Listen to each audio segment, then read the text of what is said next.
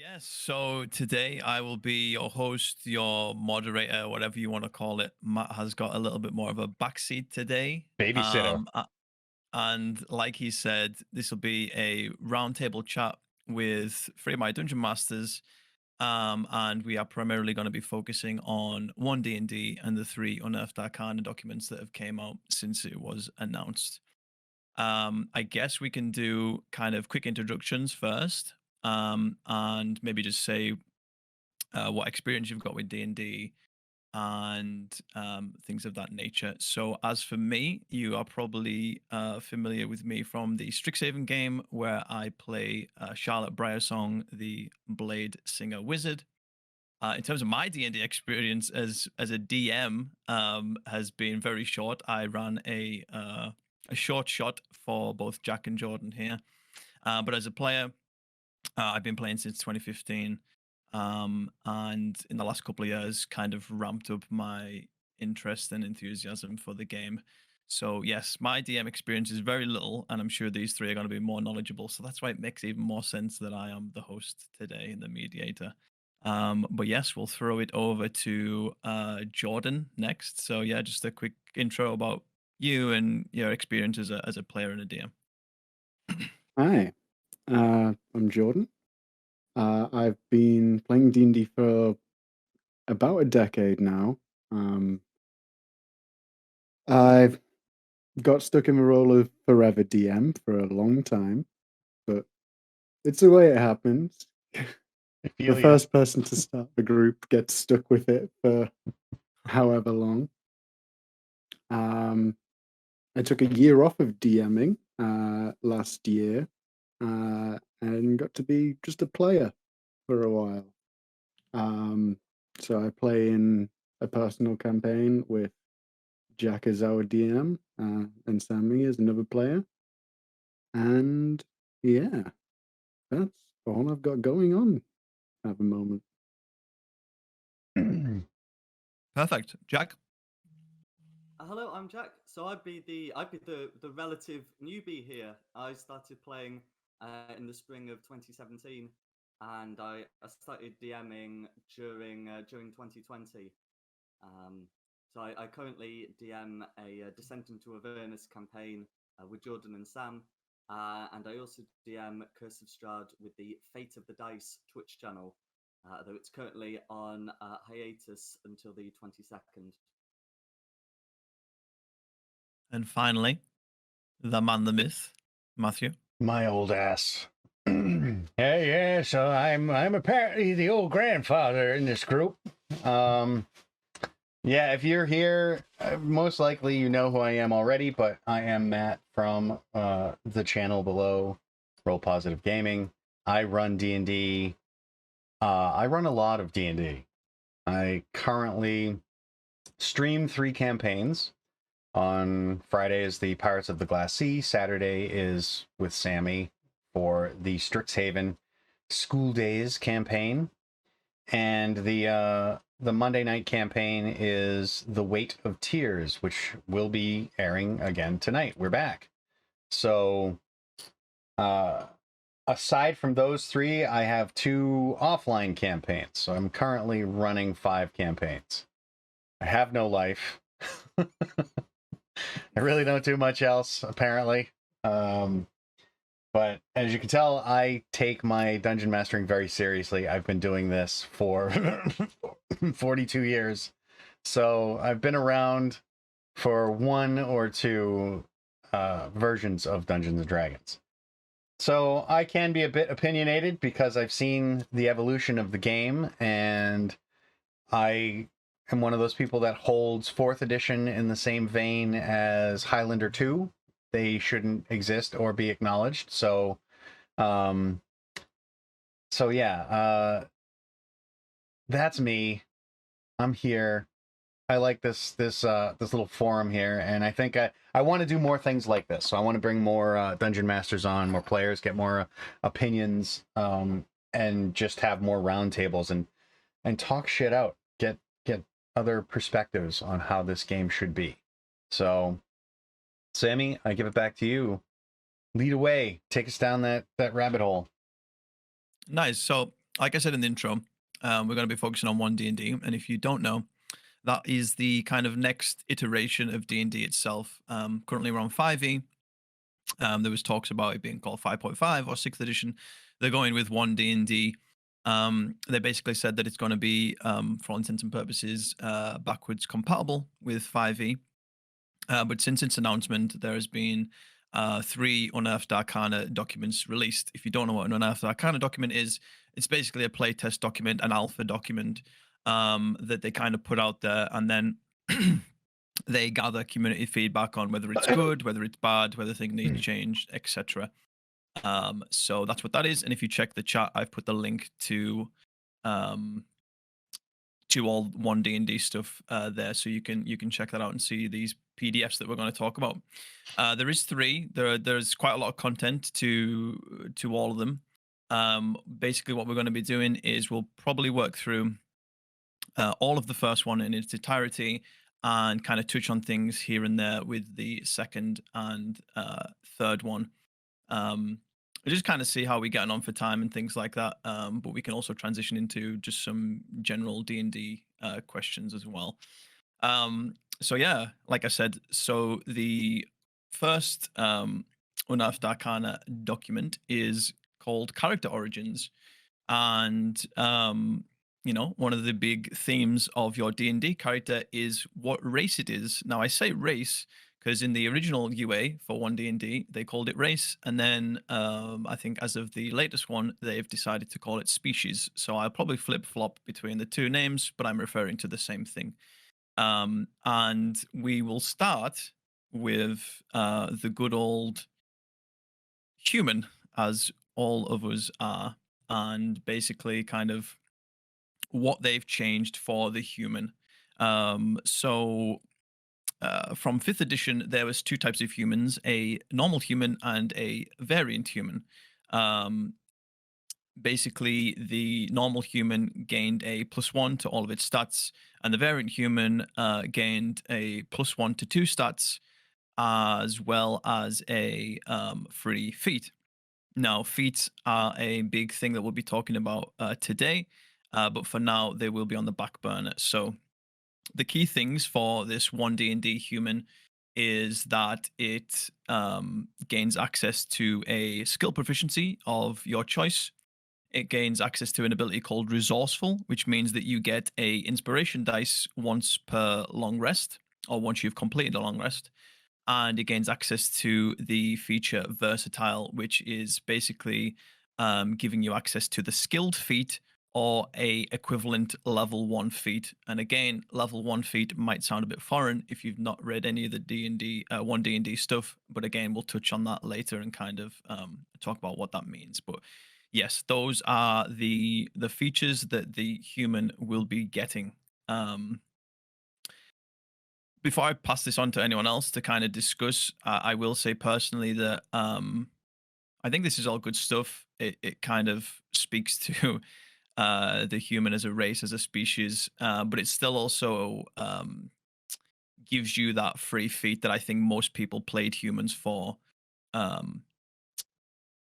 when it came to original 5th edition D&D. So I kind of like that. I kind of like that you still get a skill proficiency, and now you also get inspiration just for finishing a long rest. So that is always nice to have advantage when you duly need it. So yes, I will pass this on to the other 3 now. Do you guys have anything to say about the human? Do you like it? Do you dislike it? Anything you change, add, etc.? I'm going to let the 2 other guests take this and run with it first. I really enjoy it. Yeah, I think the same. I think it's more or less a translation of the variant human, but it's got the resourceful feats, a nice little addition, considering that they're really setting rules for inspiration now. It's not just the whims of the DM. And I think the idea of letting more of the races be small, so they're letting humans be small or medium, is going to be interesting. So long as they come up with some mechanics for something that a small character can do, Because I know they can ride medium mounts, but often it's a bit of a disadvantage because they can't grapple, large enemies. That is a good But point. And I think, yeah, I think just to touch on that a little bit, I would assume they've kind of went for that for um, kind of inclusivity reasons, um, rather than mechanical ones. But you do bring a good point. Is by being a small creature, there are several advantages and disadvantages mechanically Yep. for that. And you, like you touched on, the advantages you get to ride a medium mount, which are more accessible and frequent than large ones. But at the same time, yes, your ability to grapple creatures is reduced as a result. I also Do you have? think, did they actually include the ability for a small creature to move through a larger creature's space without losing any movement, Yeah. without it being treated as difficult terrain? Yeah. I think that's true for most of the size categories now. Because Like, that can be small huge. can move through Pun intended. medium can move through large, etc. Because that does really make a big difference. See what I did there? The Yeah. puns are just going to keep going. But What it I works think, the other way around because it also means that small creatures can't effectively block large creatures from moving through their spaces. true. That is true. But they didn't. They didn't really do that for like medium and small, did they? It was only if you were a large or larger that you actually obscured. I don't think medium got that ability. I think medium and small and tiny. I think you're correct there. Off the top of my head. Be interesting if they changed that though for 1D&D. But A lot of what you're talking about right now is actually touched on in the halfling class, which we'll speak about. But okay, they do have a integrated feature called halfling nimbleness that kind of describes what you're talking about now, which makes me feel that this isn't something that's accessible to every race or species, and they've kind of just slapped some exclusivity on there for that for the halfling. 'Cause if I'm not mistaken, I'm pretty sure the goblin had a similar ability in regards to like hiding behind creatures that are bigger than yeah, it. they could take the hide action behind a creature. Yeah. Yeah. As far as the humans go, though, the funny thing is when I would play human, I would do the alternate human, and I almost always took the skilled feat as my chosen feat, because in my campaigns, skills are huge, as Sammy can attest. Just having access to skills. To me, there's no such thing as like a dump stat or a dump skill, really. So taking the getting 3 skills or 3 proficiencies, because for me tool proficiencies are also huge. I always started off as a very skilled character, and if I ended up playing a character, and obviously this is rare because I am also a forever DM, I'd end up with like something like 7 or 8 skills by the end of character creation. Yeah. Proficient. And at level 1, that's a lot. So yeah, I always enjoyed that. It's funny that they chose that as the default feat for it, because that's what I always almost defaulted all the time anyway. I think one of the running themes through these documents is they do a good job of kind of providing like examples, things that simplify things for new players, but they still give that the option to customize, which as experienced players want more. So I would commend them on that. If anyone else has anything left to say about the human, then we can move on. I just want to touch back on resourceful again. Yep. I do like the gaining inspiration whenever you finish a long rest. On the one hand, it makes inspiration feel a little less special, like being able to earn that from your GM or DM is like a really good feeling when you've Right. role played something really well and you've earned that inspiration. Hmm. But on the other hand, it's going to remind a lot of newer DMs and GMs that that is a facility that you can do. Yes. I think Jack touched on that, and Jack's actually said it to me before in private how he sometimes, because there's so much going on with DMing, that he kind of forgets sometimes to reward inspiration, so it takes a little bit of the pressure off the DM to do so. Is that you'd agree with that, Jack? Hmm. Absolutely. Yeah, that was one of the things is inspiration. To me, the OG inspiration rules were pretty lackluster. I mean, all you could do was spend it to give yourself advantage on a roll, and like you say, you're touching on that point, is that it is pretty friggin' forgettable. DMs forget to give it out, which then also kind of translates to the players that it's really difficult to get. So then they either forget about it or hoard it and never use it. So, the dungeon master gets kind of, stymied when you go to give it out and they already have one and you can only ever have one. So I think as a mechanic, it was it didn't cover, or I guess, aptly convey how much of a reward it should have been. Like it just didn't, to me, feel like it had much value. So I've kind of homebrewed things like in the past and stuff like that on how you use it. So I kind of like the idea that one D&D is using to give out like inspiration, capital I inspiration, and how they can earn it on their own as well, and that you can kind of like that feeling fades after you chill out for a night, you know, that kind of a thing. So Yeah. I kind of like where they're going with it. Okay. Next up, we have a brand new race that they have released in these Unearthed Arcana documents, and that is the Ardling.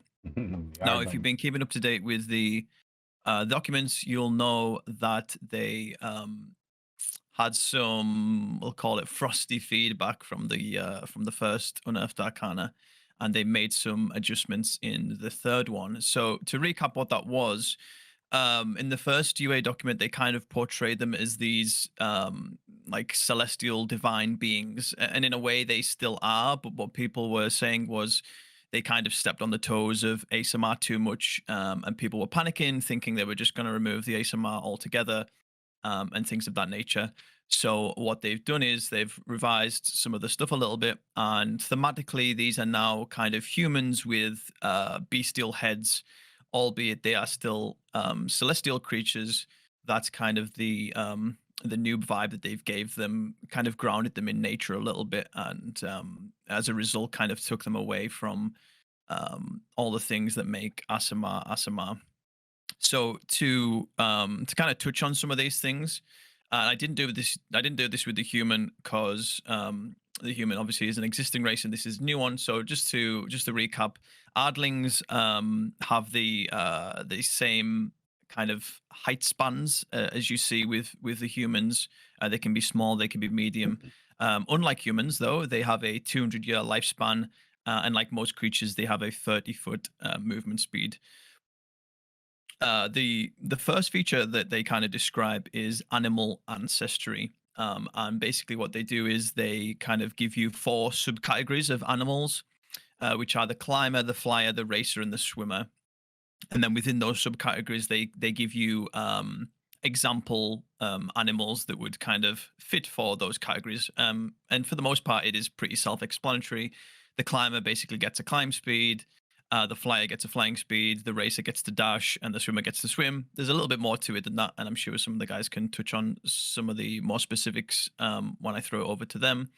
Um, they also get a feature called Divine Magic, which kind of ties into their celestial heritage. And what this does is basically gives them the thaumaturgy cantrip, but it also provides the option to swap that cantrip out on a short rest for another cantrip from the divine spell list. And again, that is a buzzword that I've used that might not sound familiar, and it is something that we'll touch on later. Rest assured. The next one is Keen Senses. This is a race feature that comes up quite frequently, but if you don't know what it does, it basically gives you proficiency with the perception skill. And to kind of compare it between the first iteration of the idling and the new one, they removed a whole host of extra spells that the idling got at various levels, and they also removed the radiant resistance that it got from that first Unearthed Arcana. Just to interrupt for 1 second, where is the actual updated version? Because The updated version is in 3? Yes, it's in Character Origins 2. Specifically, the Ardling starts on, I want to Page 8. say, page 8, yes. Yeah, I just want to look at. No But worries. I did see the original Ardling, and I was just curious. Yeah, there it is.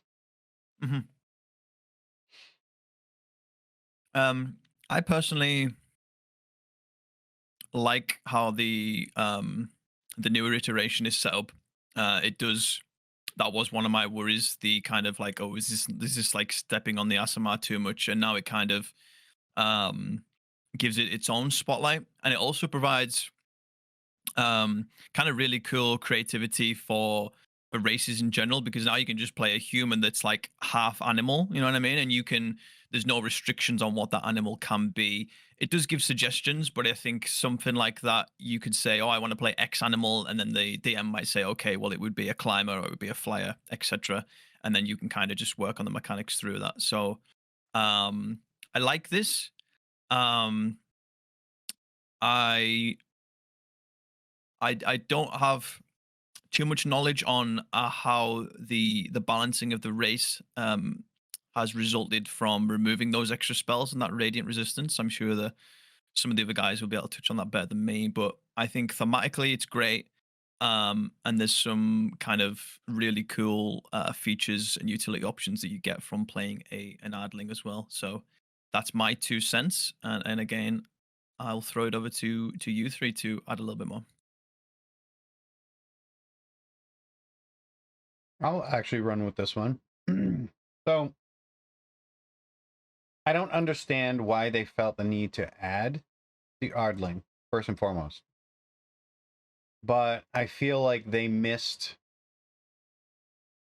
it, because we have, and this goes along the lines of them stepping on the toes of the Asimar. We already have a race that is divine and a race that is infernal. You have the Tiefling and the Asimar, the two posing, I guess, thematically anyway, racial traits.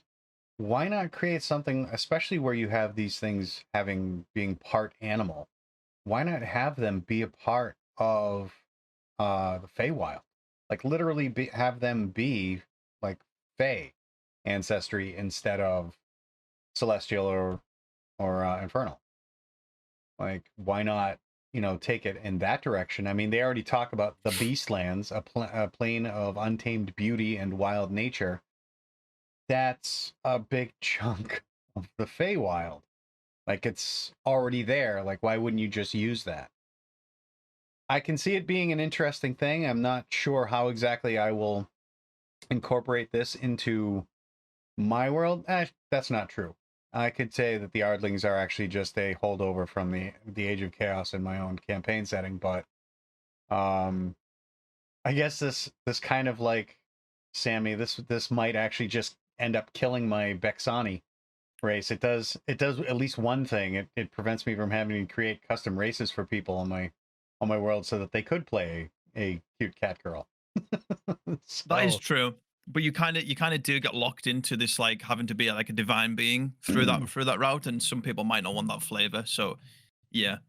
Yeah, I might just just pull out it doesn't say that you are a celestial, and you are still a humanoid as your actual official creature type. So Right.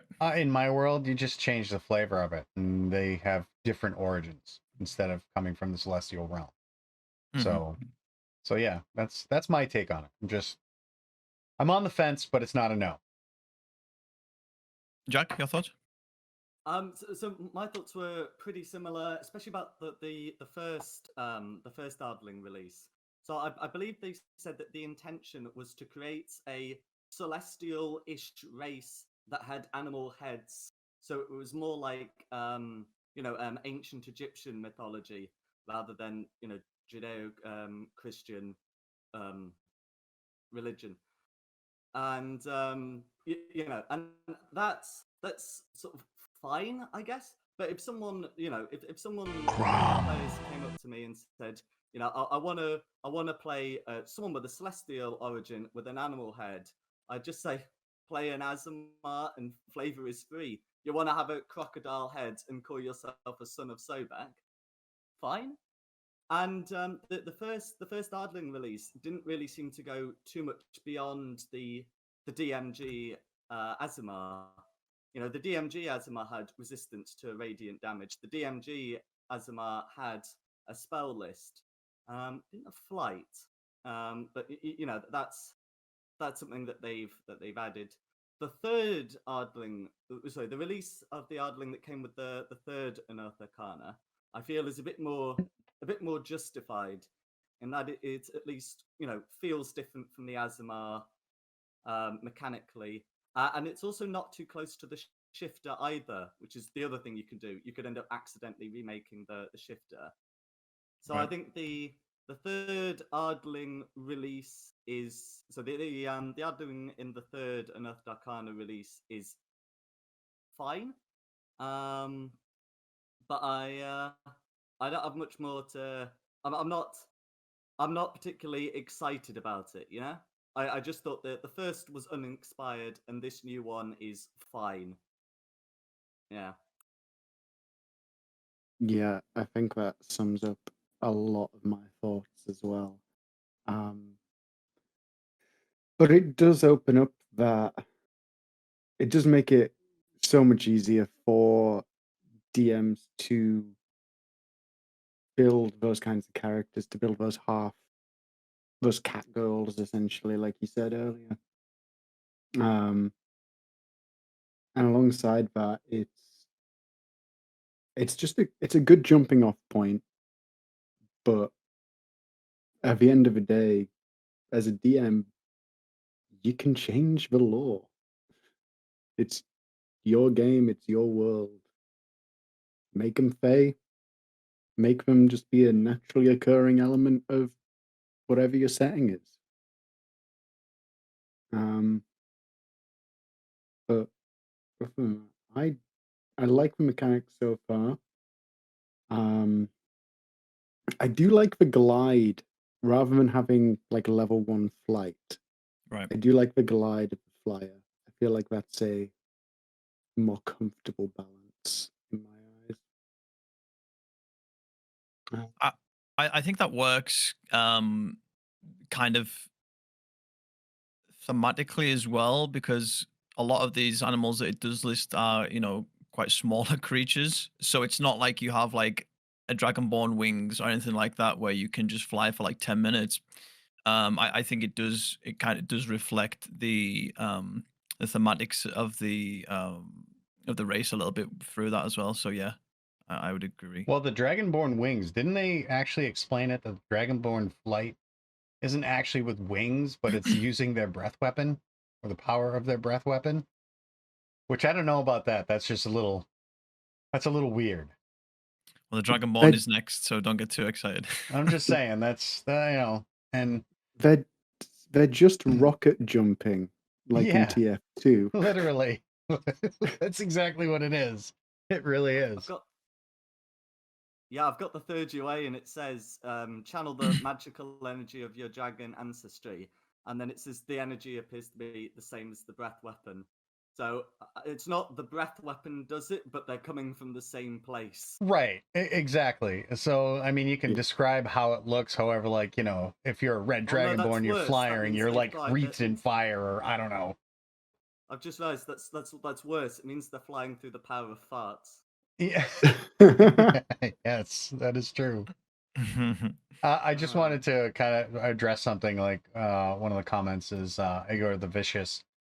Honestly, I mean, you can say how, like, you can take it however you want, like their reasoning or whatnot, but etymology is a thing, and etymology reflects society.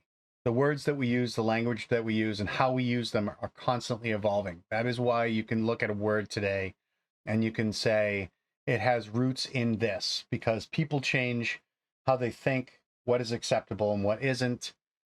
And the changing of things like language, or why they are changing the flavor of something, is going to always, especially in our entertainment, be a reflection of society. They always say you can tell a lot about the people by the entertainment that they choose. Like Rome fell, right around the time where like gladiatorial combat was at its highest. So it is a reflection of the people. Like, what did the people want? Well, in this case, people are changing the way that they think about certain words, concepts. And I mean, you can call it whatever you want, being woke, wokeism, doesn't matter. The bottom line is that as it is still D&D and it is your game, you can do with it whatever you want. Nobody's saying that you can't still call it a race. Nobody's saying that you can't, leave some of it out. Don't allow Ardlings in there. Keep the iteration of the half elf. They are including rules in there that still allow you to play a half elf. The reason why the half elf is kind of redundant in this point, from what I've seen, is that you don't get ability changes anymore based on your racial or special background. It is literally your growth, your background, where you came from. That's, I was a farmer, so I'm a little bit stronger than, and a little bit wiser. So, it doesn't matter whether you were half elf, half orc, half Chihuahua. It doesn't matter, because you were that half Chihuahua farmer. That's where your physicality and your developmental things come from. So that's really where they're going with it. And honestly, if you end up not being a fan of it, because I can say I'm not sold on everything in 1D&D, but even if you're not a fan of it, you still always have 5th edition to fall back on, and there's so much material that you still have that you can play. There are still people out there that play 3.5 because they really didn't like what happened to 5th. So, you can do with it as you want. The golden rule is that you don't have to follow any of those rules. So as a dungeon master, you play with what you want and what you don't want. So they still have to sell to a majority, and right now a lot of that is being dictated by the majority. So if you want to be involved in that part of it, make sure you're filling out and submitting those the questionnaires and things like that, the surveys, because that's really what's driving the changes. That's a great point. Yeah. So yeah, I guess that's my view of it.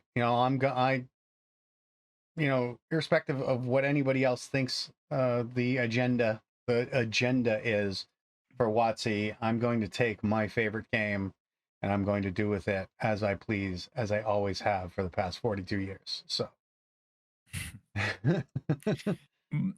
but yes, to kind of segue from the wings stuff, that will bring us nicely into the Dragonborn, which again is another one of the races that they changed from the first UA to the third UA. And I'm really shaking my head at this one, because I don't know why they just fell into that same trap that everyone hated with the original PHB Dragonborn, but they did it again and published it again, and they got backlash again. So here we are. The Dragonborn starts with their draconic ancestry, which you get to choose what type of dragon you are, and that type will influence kind of the color of your scales, as well as your breath weapon. And the breath weapon, to probably no one's surprise, is the main talking point here. Now, the first UA and the PHB Dragonborn from 5th edition had the breath weapon as taking up your entire action to use it. That brings several downsides to it. But the way that they've changed it in 5th edition and the way they changed it in this series of Unearthed Arcana documents is they changed it from a full action to one attack. You can also now choose between a cone or a line, and it scales as well, which is beautiful. And it scales in the same way a cantrip does, so you get a buff to the amount of you get an extra dice basically at 5th, 11th, and I think is it 16, 17? Level 17, which I love. I really love that. All three of those changes are kind of perfect to me. It means that you can switch it up with a melee weapon attack and then do your breath weapon still on the same turn. I mean, it's really good for monks, but then they kind of made a dragon monk anyway and integrated all that stuff into it. So that's one thing. But yes, that's moving too far away from the point at hand. So yes, so that was the breath weapon. The next feature, they removed the draconic language feature, which is weird. So now, if you choose to play a dragonborn, you don't inherently gain the draconic language, which I don't know if I don't know if I agree with that. But yes, dragonborns also gain dark vision, and they have damage resistance to the type of dragon that you are when you choose your draconic ancestry. And finally, there is a new draconic flight feature that they introduced. Basically, you get 10 minutes of flying, which is equal to your walking speed. So if you are playing a monk or a barbarian that has enhanced movement speed, that will also reflect in your flying speed. Unfortunately, you can only do this once per long rest.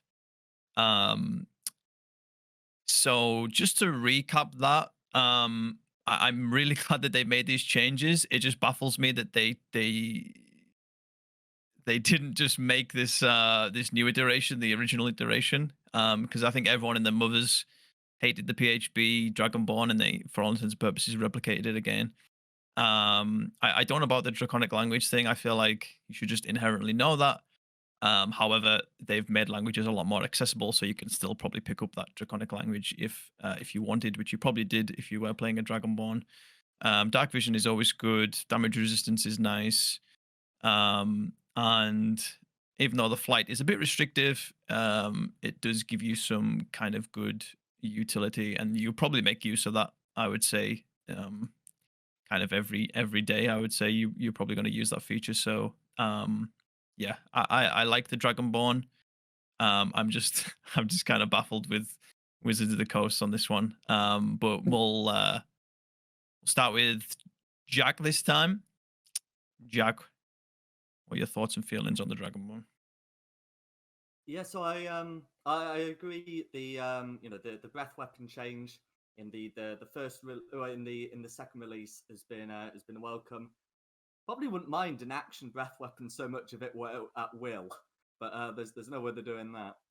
I think the reason why they've decided to remove the draconic language is I think they want to make the races, or as I should say, species in that playtest a lot more biological, and no one is biologically ingrained with a language. Is I think the reasoning that they're going for.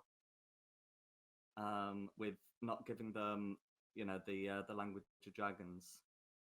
That they're going to just move languages as a background thing. That would be my guess. Because if you look at the other two species in the third release, I think you could probably say that most, or if not all of the features, are either biological or there's inherited magic, rather than some of the more cultural features that the PHB races had, like dwarf and elf weapon training, for example.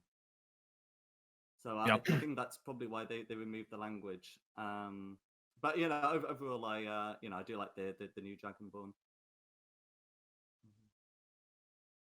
Yeah. I mean, I was born in Germany and my German's absolutely terrible. Language is a learned thing, isn't it? And I mean, it's the same with like the Goliath and the half elf, etc. Not the half elf, the elves and the dwarves. I don't think any of them got their racial languages. Like Goliath don't get giant or anything like that. So I think you're absolutely right in that they are just aiming to make it more just. It's essentially your species affects the bulk of what your character looks like, but other than that, it's just free to go as you want. Everything else is something that your character learns how to do or trains how to do, so on and so forth. I do like the changes to the breath weapon a lot. The Super Saiyan style flight is wonderful, but I'm glad that it happens at 5th level and not at 1st. I don't know why it's just become ingrained in me that flight at 1st level is bad, but that's just where I'm at with it. You've had Aarakocra nightmares. That's what it is. Yeah. Oh, I just remembered why. I had one player who was an Aarakocra with Sentinel and Polearm Master, and Oh god, just... I've seen those combos. Yeah. Yeah, I think I banned Aarakocra in most games after that. If they were starting at level 1 anyway. I'd just call the player out for cheesing the rules. Aarakocra aren't so bad. You never seen a gelatinous cube with a hand crossbow? Ew. Yeah, you're talking about the new the Spelljammer race there, right? The gel. I just mean it's the ultimate DM hack for when flying PCs are getting in the way. Just make sure everyone is a bow. Yeah, that is true. The mature thing to do is to talk things out with the player, but right. The DM has other recourses. My thoughts on the Dragonborn.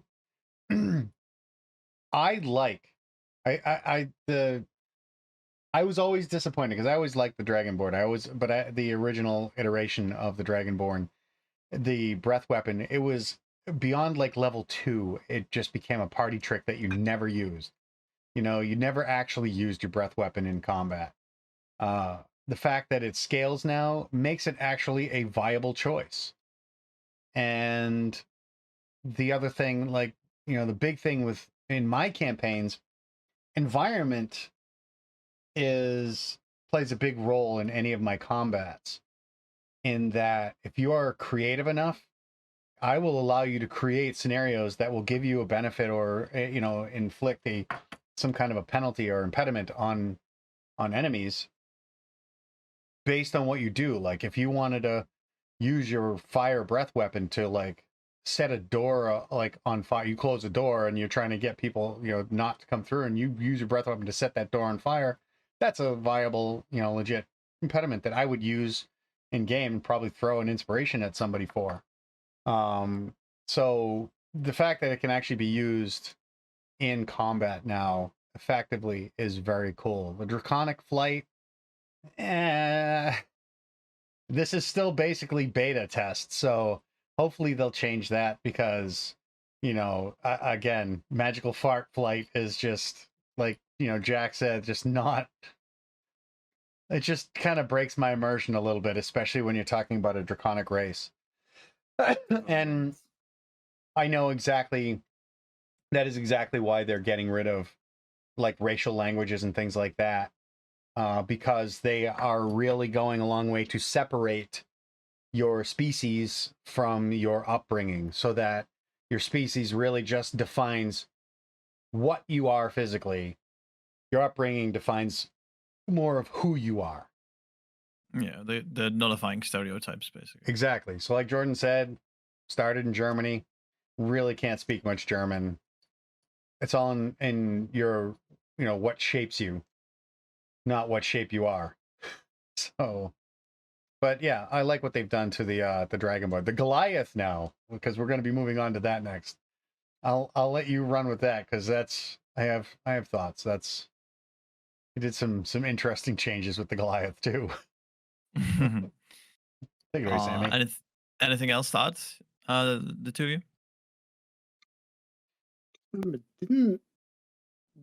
Didn't one of the UAs not too recently add racial features, like racial feats?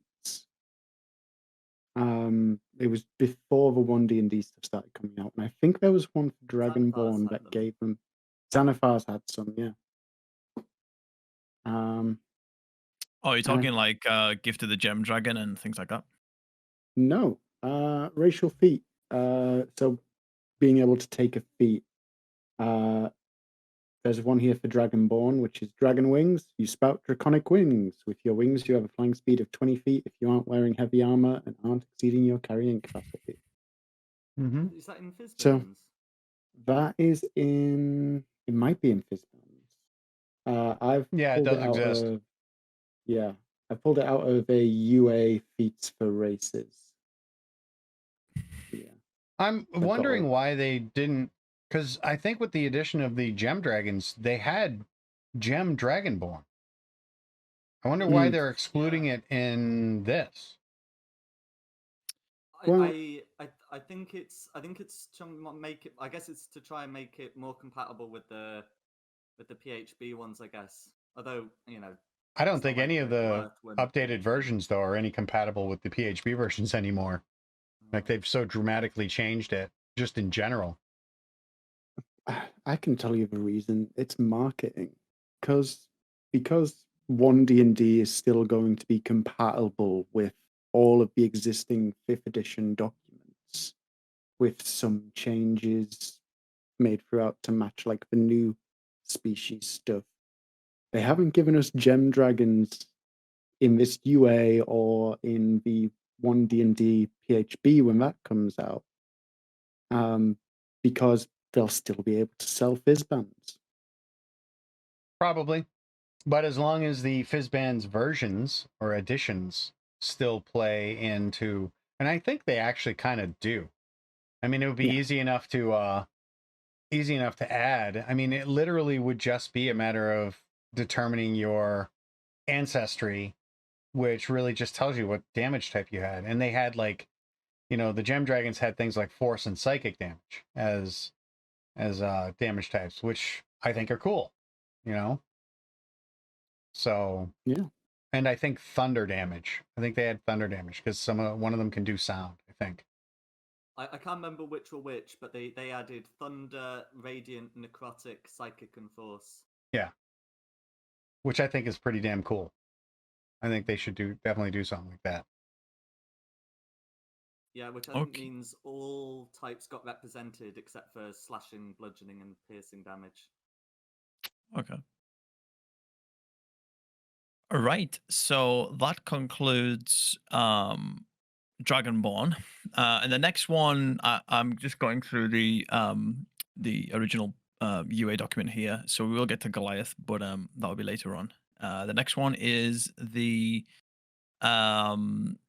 one of the classics. It is the dwarf. Now the dwarf starts off with dark vision. It has an ability called Dwarven Toughness, which basically increases the HP of your character by 1 per level. They have another feature called Forge Wise, which gives you 2 tool proficiencies. Matty is perked up in either jeweler's tools, mason tools, smith's tools, or tinker's tools. And you have another feature which might sound familiar called Stone Cunning, except this time it works a little bit different. So as a bonus action, you can activate it and you gain the Tremor Sense feature. This allows you to sense any creatures that are on the same stone floor as you. I think there's more types of floors, but I can't recite them off the top of my head. Within 60 feet. It lasts for 10 minutes, and you can activate this proficiency bonus times per long rest. So some slight changes there to the 5e PHB dwarf. I've never played a dwarf.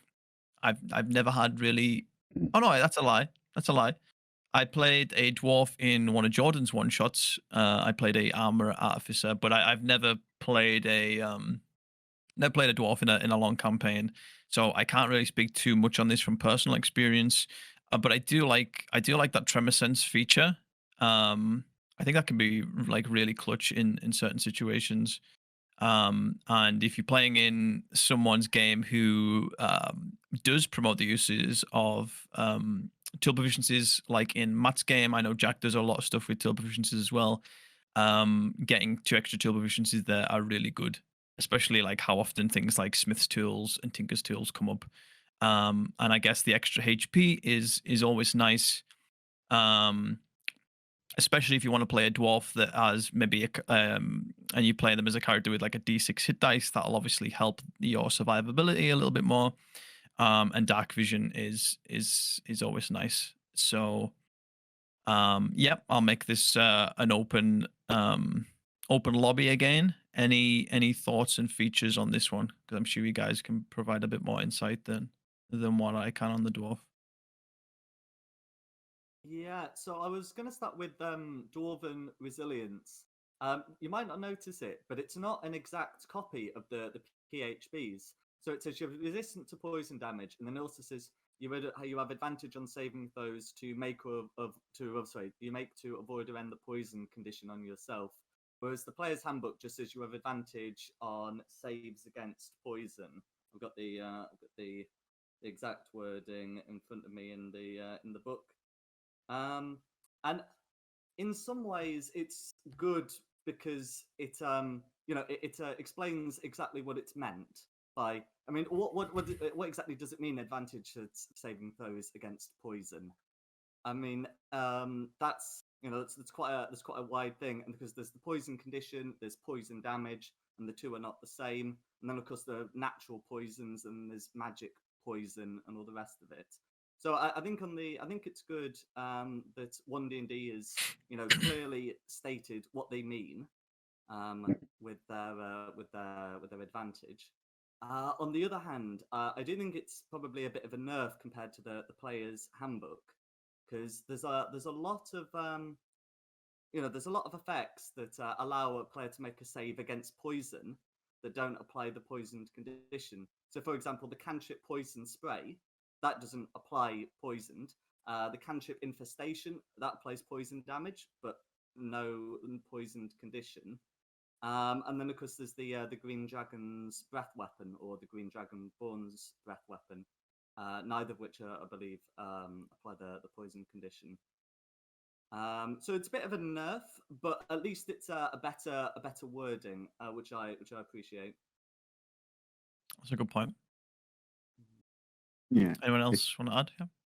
It does read a bit like in card games, problem-solving card text, by being specific with them and then defining those things, it does make it a lot easier for new players to follow. Like a new DM could easily forget about that a lot, and a new player could easily forget about it a lot. It's sometimes a lot of the time I forget to say what kind of damage people are taking unless they ask, which is a fault on my behalf, and I need to get better at it. But yeah, it's a nice little change, but I'm not sure whether or not it's a nerf, because getting tremor sense for 10 minutes can be pretty powerful. Yep. I think that balances it out. Makes it really hard to Maybe- hide from a dwarf, if you're touching a rock. Yeah. I As long agree. as those two pieces of rock are touching each other, you Yep. got 'em. I think dwarven toughness, the additional hit point, dreams of a dwarf barbarian with the tough feat. Yep. It's Yeah. just running went into the combat all day. I went the compensating route there and like mentioned about wizards and sorcerers, and you just went, how much can I maximize? Exactly. Well, that's what I always have to look as a dungeon master, is like, how is a player going to utilize and or abuse that? But not that that's necessarily an abuse, but it's definitely defining your character. Yeah. But so some of the things now, they're trying to get away from racial stereotypes, right?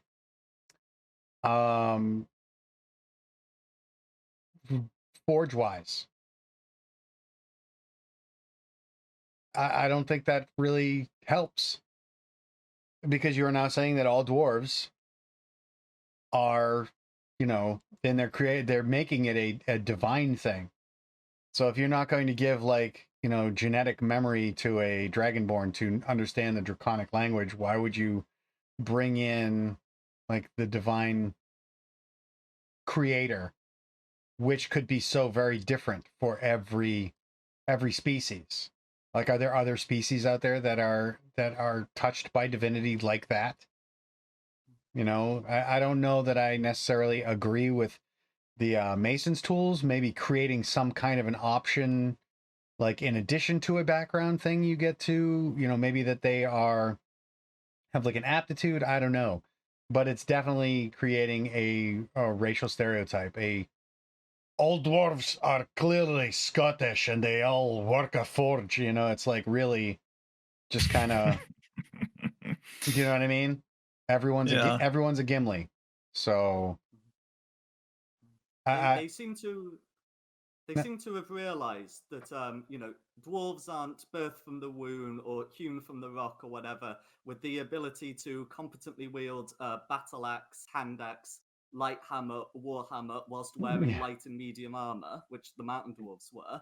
And then they seem to have forgot that should probably also apply to the tools.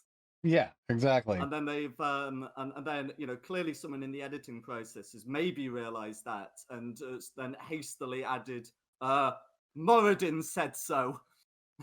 Right. Like seriously. Like I'm a dwarf and I grew up on an ocean somewhere, and why would I know any of those fucking tool sets? Mm-hmm. I'm a dwarven sailor. I spent my entire formative years out on the out on a boat, but I know how to build a house real well. I'm a dwarf that was raised by wolves. Like, I am proficient in 2 tools. So that actually does bring something up. There's no differentiation between any of the dwarves, like the dwarf clans, like the hill dwarfs, the Duragar, so on and so forth. Right. It looks like they got rid of that. Are they going to have? Will have to be done separately, because that they have a bunch of stuff that the regular dwarves don't have.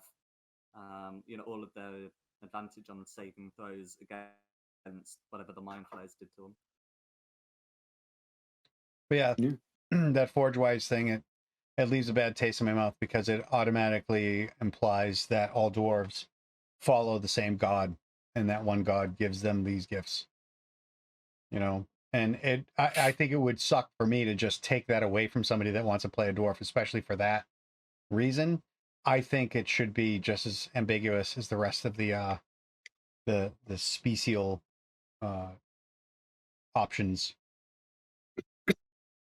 What you are does not define how you grew up. Right. You can get a bit of a middle ground with not specifying that it's jeweler's tools, mason's tools, smith's tools, or tinkerer tools. Like a tool set, anything. Like you could pick something that applies to your background. Yeah, any 2 tools that apply to your background. Yeah. Call it dexterous fingers or something along those You lines. definitely get rid of the forge part of it, you know? Artisan's eye. Yeah. Dwarven artistry. That sounds way better. Yeah. So I think we're all in agreement that they kind of need to adjust some of the flavoring there. There's kind of a bit of a debate on how powerful it is as a package. Yeah, I personally can't. Well, I personally am not drawn anymore to playing a dwarf than I was before. So, whether that's as just a side grade or a downgrade is up for debate. But well, that's where we will leave the dwarf, and we will come on to one of the Leave the next dwarf. Leave it. classic one of the next classic races, which are the elves. And like dwarfs, elves also start with dark vision. Everyone's got dark vision, apparently. Except for humans. Yeah. So they have a feature called Elven Lineage, and this is kind of them incorporating the sub races of elves into the main race. So you can either choose between a drow, a high elf, or a wood elf. And one of the running themes when they make these type of features is that you can when you get spells and such, you can choose whether you want your spells to be int based, whiz based, or charisma based, which I think is great. And you can also use those spells once for free per long rest, or you can use your normal spell slots. I love that stipulation because in some of the OG 5e things, there wasn't that stipulation, and that kind of sucked. So to recap these lineages, the drow at first level gets an increase to the dark vision to 120 feet, and they also learn the dancing lights cantrip. Right. Third level, you get Fairy Fire, which is arguably one of the best first level spells in the game.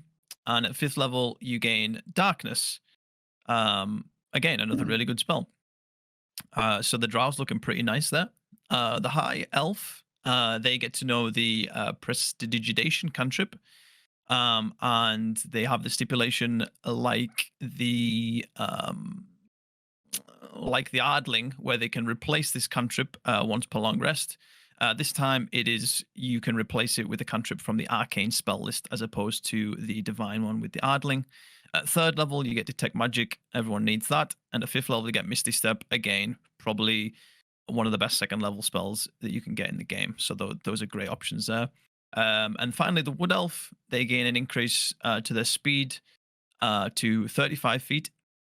And they also know the Druid Craft cantrip. Why they didn't have the same stipulation as the High Elf, and they could replace that with a Primal cantrip from the Primal spell list, I don't know. But they get access to Long Strider at third level, which is meh. But they do get access to Pass Without Trace at fifth level, which again I would argue is one of the best second level spells in the game. So I think overall, those options seem good, and you kind of see some of the 5e features for the elf pop up again. One of these is Fey Ancestry. And this gives the elf advantage against the charm condition and to end the charm condition on themselves. They also get Keen Senses. Again, brought that up before in one of the other races. This gives you perception in the, proficiency in the perception skill. And the final feature is Trance. And this means that magic can't put you to sleep. You don't need to sleep, which is, I believe, a new thing. And you can complete a long rest in only 4 hours, as long as you stick to kind of the long rest stipulations in terms of how much strenuous activity you do in that time. For me, just looking at it face value, elves seem really OP mechanically. I don't I don't think they fall into the same trap as the dwarfs. The dwarf has done in terms of what we just discussed in regards to flavor and stereotypes. But of course, you could argue differently. I just don't understand why they give the high elf the stipulation that you can change the cantrip, but not the wood elf. You could also argue that for the drow with the dancing lights cantrip. That feels a bit weird, but I think overall it's really good. Like I said when I described it, I love how you can choose between intelligence, wisdom, or charisma, and I love how you can use these. You basically get one free use of these spells per long rest, but you can still use your spell slots to recast them if you want, and that's just chef's kiss. Especially when you're playing a I think sorcerers is the best example. Obviously, we don't know what the sorcerer is going to look like in 1D&D, but in 5th edition, um, gaining access to a spell that you can cast once per long rest for free and with your own spell slots without having to add that spell to the spells that you know is really good. So I like elves. I play one myself, so I'm in the elf union. So I'm maybe a little bit biased, but again, we will pass this one over, and we'll start with Matthew. I think this time. So Matt, what is your quarrels with the elf? Quarrels? Well, for me, it plays a different level of complexity because I have my own elven ancestry, I guess you could say, on my Right. world. Mhm. I kind of went with a more direct Fey route that elves are really just I guess what is their material plane bound Eladrin, and the elves on my world are xenomorphic almost to like an extreme when it comes to their environment, so that after a few generations elves will adopt traits that make them more viable to surviving in an environment that they exist in. So I have like elves that live in, like, they're referred to as frost elves, but they exist, it's because they live in like tundra surroundings and things like that. I have elves that live in kind of arid and high mountains, constantly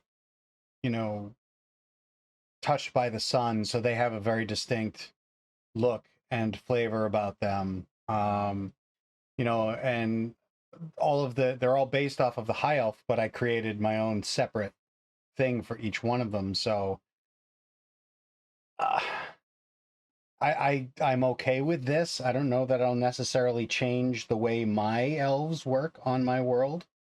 So I think the option is there though with the elven lineage to plug your own sub races in, and then you make up what cantrips they get at level 1, what spells they get at level 3, what spells they get at level 5. So I think it is good from Wizards of the Coast to kind of set that up and allow for some homebrew stuff to go on there.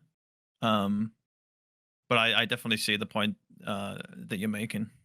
that's what I'm just saying. I'm not exactly the greatest at person to actually comment here, because my elves are drastically different than what you're seeing there. Mm-hmm. So I'll let other people take it. I would like to see sea elves.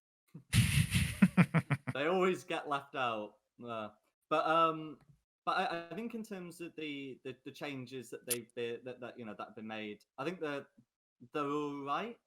So the if you look at the changes in the PHB, the Jawas lost their weapon proficiencies, but with them they've also been able to ditch sunlight sensitivity. The thing is, I always thought the drow magic was more of like a cultural thing, that it was something that they just learned in their societies. But I guess I guess they're going for that. It's an ancestral thing now, Mm, which is okay, I in guess. But Have you read the Drist books? I haven't. So that's like the best deep dive into the Drow lore and the Forgotten Realms that you can get. It's more of an environmental Yeah. thing where the magic comes from in the official lore, anyway. Yeah, it was like ambient Um, underdark magic, I think is the way that it's just the natural, they just learn to Yeah. do it. Yeah, exactly. Which is Yeah. why they had like an enhanced dark vision, because they were reading the patterns of the inner magic, blah blah blah blah. But yeah, If a drow was raised on the surface or born on the surface, would they still have Actually, that any? was Yeah, kind of covered. Like yeah, there are worshippers of what is it, Elistrae, the only non-evil drow, and this is just specifically Mhm. Forgotten Realms, that did mm, move back to the surface, and they did lose a lot of their abilities, like so drow from the Underdark don't do well in sunlight, but surface drow, like usually worshippers of Elistrae, are not affected negatively by sunlight because they, over generations, have spent time away from the magic of the Underdark. So, yeah, it did actually make a difference. Okay. So it's okay. So it's an environmental thing, but Wizards of the Coast have decided to make it to consider it an ancestral thing. Um, okay. The high I think the reason why that the high elf gets to replace their cantrip and the others don't was that in the PHB they already got a cantrip, so I think that's a change that they've made. If if the wood elf's getting a cantrip, then what they've decided to do is just make Right. the high elf's one replaceable, and they've yeah. lost a third language and their weapon proficiencies, but they've gotten a couple of spells out of it.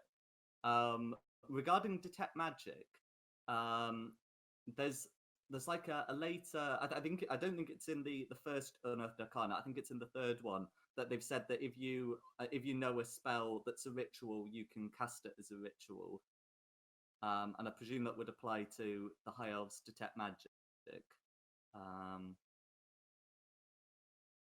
Which is good. so that's Yeah. good.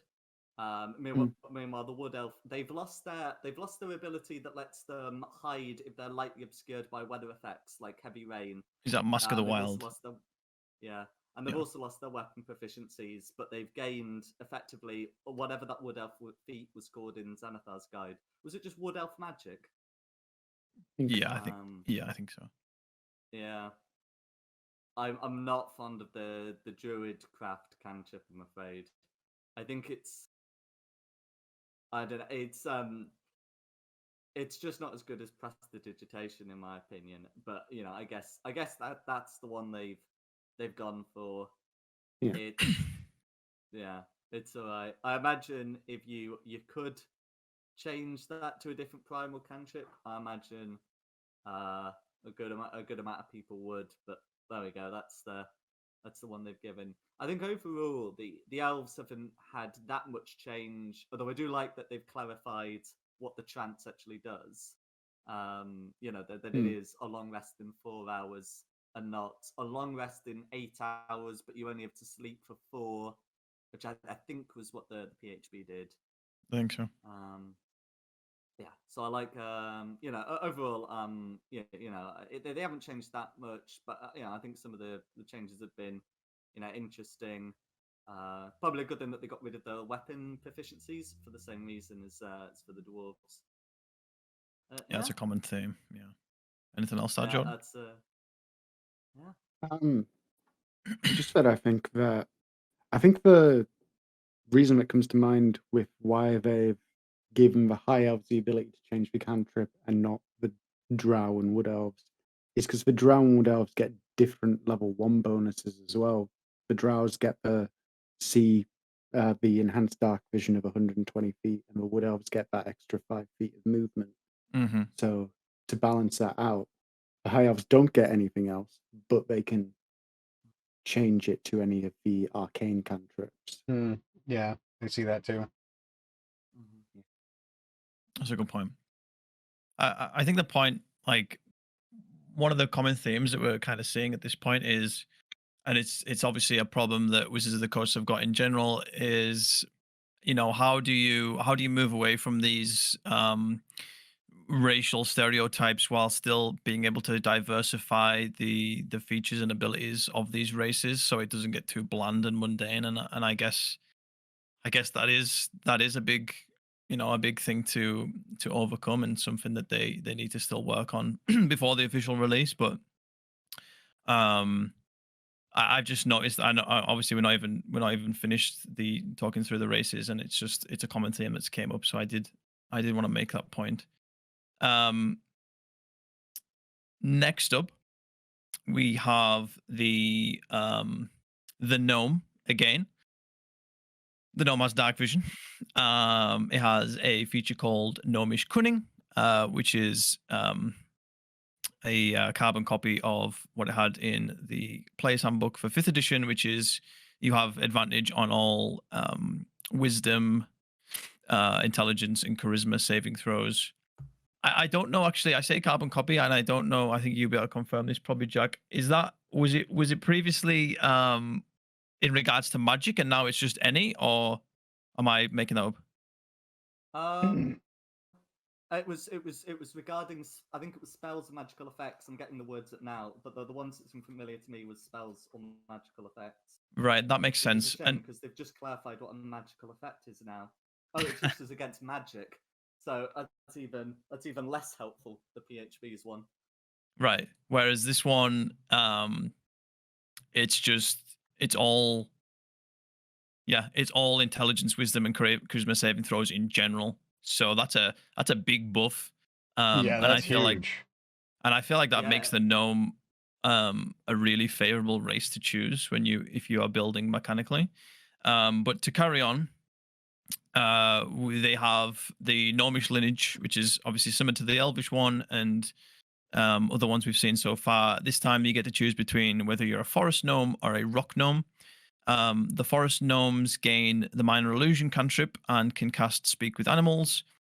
And the rock gnome gains the mending and prestidigitation cantrips, but they can also effectively give one effect of prestidigitation to another creature in the form of a toy. There's more details than that, but to keep it brief and simple for the people listening, that's basically what it can do. So if you don't know, prestidigitation has a list of things you can do with that spell. What it's saying here is the gnome can take one of those individual effects, kind of harness it in a way like an artificer would, and embed this like little toy object with one of those effects, and then as a bonus action, they can either activate it themselves or they can give it to someone else, and they can activate it whenever they need it. Very flavorful, but I don't know how good that is kind of mechanically. And that's it. And I think that's it, because Gnomish Cunning is just so good. So they were like, well, we can't give this race anything else. Here you can have a magical toy that has one use. Ta-da! That's the way I see it. I don't know if you guys see it any differently. But we ended with you last time, Jordan, so we can start with you this time. Any thoughts on this? My first one is, where are my Svirfneblin? The deep gnomes from the Underdark. Speaking of Forgotten Realms. Yeah. So much of my experience is in the Forgotten Realms, so I get stuck there sometimes. That and Eberron. What was it? Bivrip was his his battle cry. Fun fact, R.A. Salvatore, who wrote all those books, is a local, and I've met him on the train. Life flex. Really? Going around Boston, yeah. Wonderful.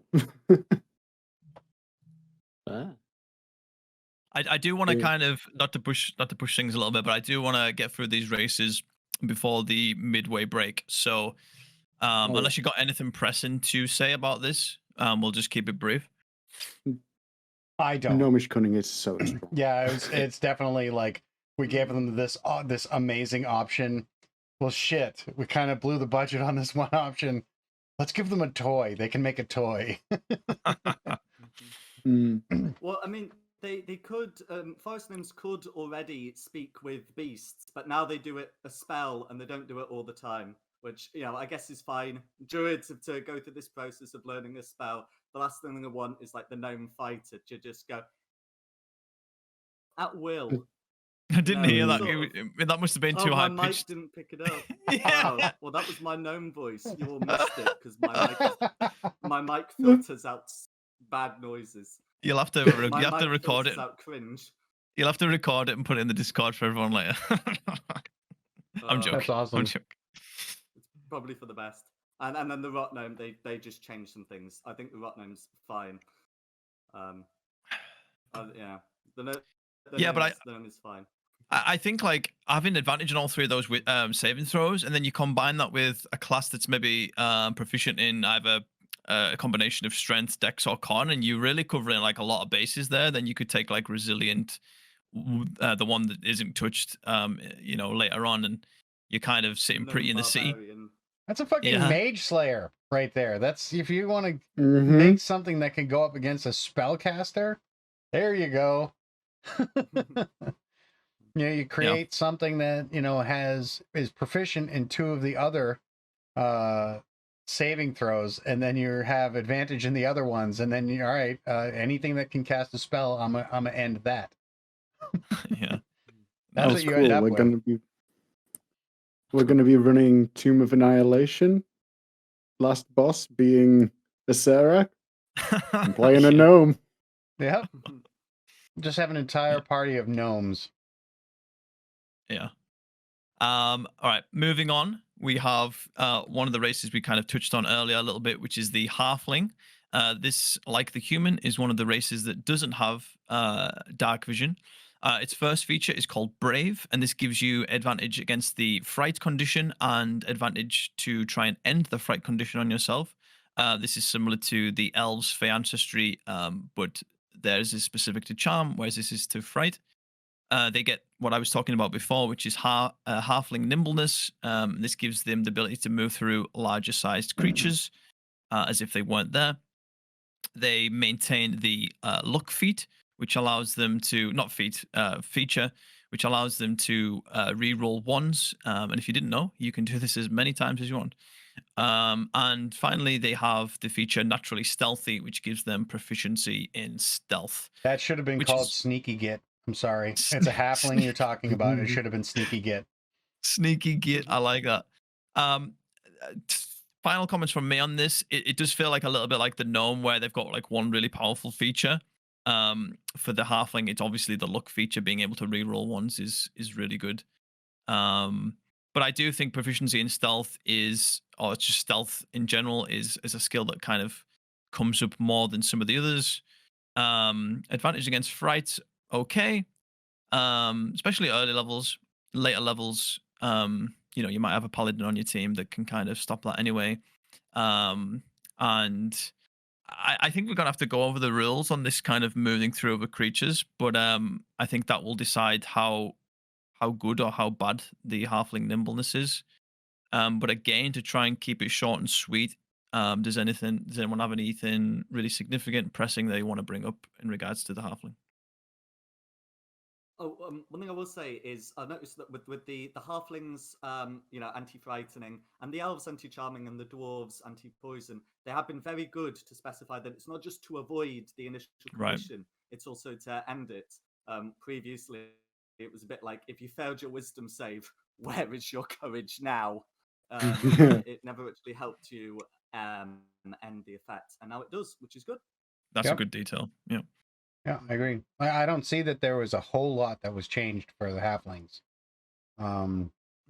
Except that they got rid of basically the halfling lineage, where you had like the Harfoots, the Stouts, and the whatever they were, the I can't remember. You know what I'm talking about. They had like different versions. Ghostwise. Stout and Ghostwise. Ghostwise, yeah. So they got rid of that, which I guess, that was kind of a redundant thing. But yeah, I have nothing. I have nothing really to add for the halflings. Mm-hmm. If you want to live out your Lord of the Rings Hobbit fantasy, then you shall play a halfling. Next up is the orc, and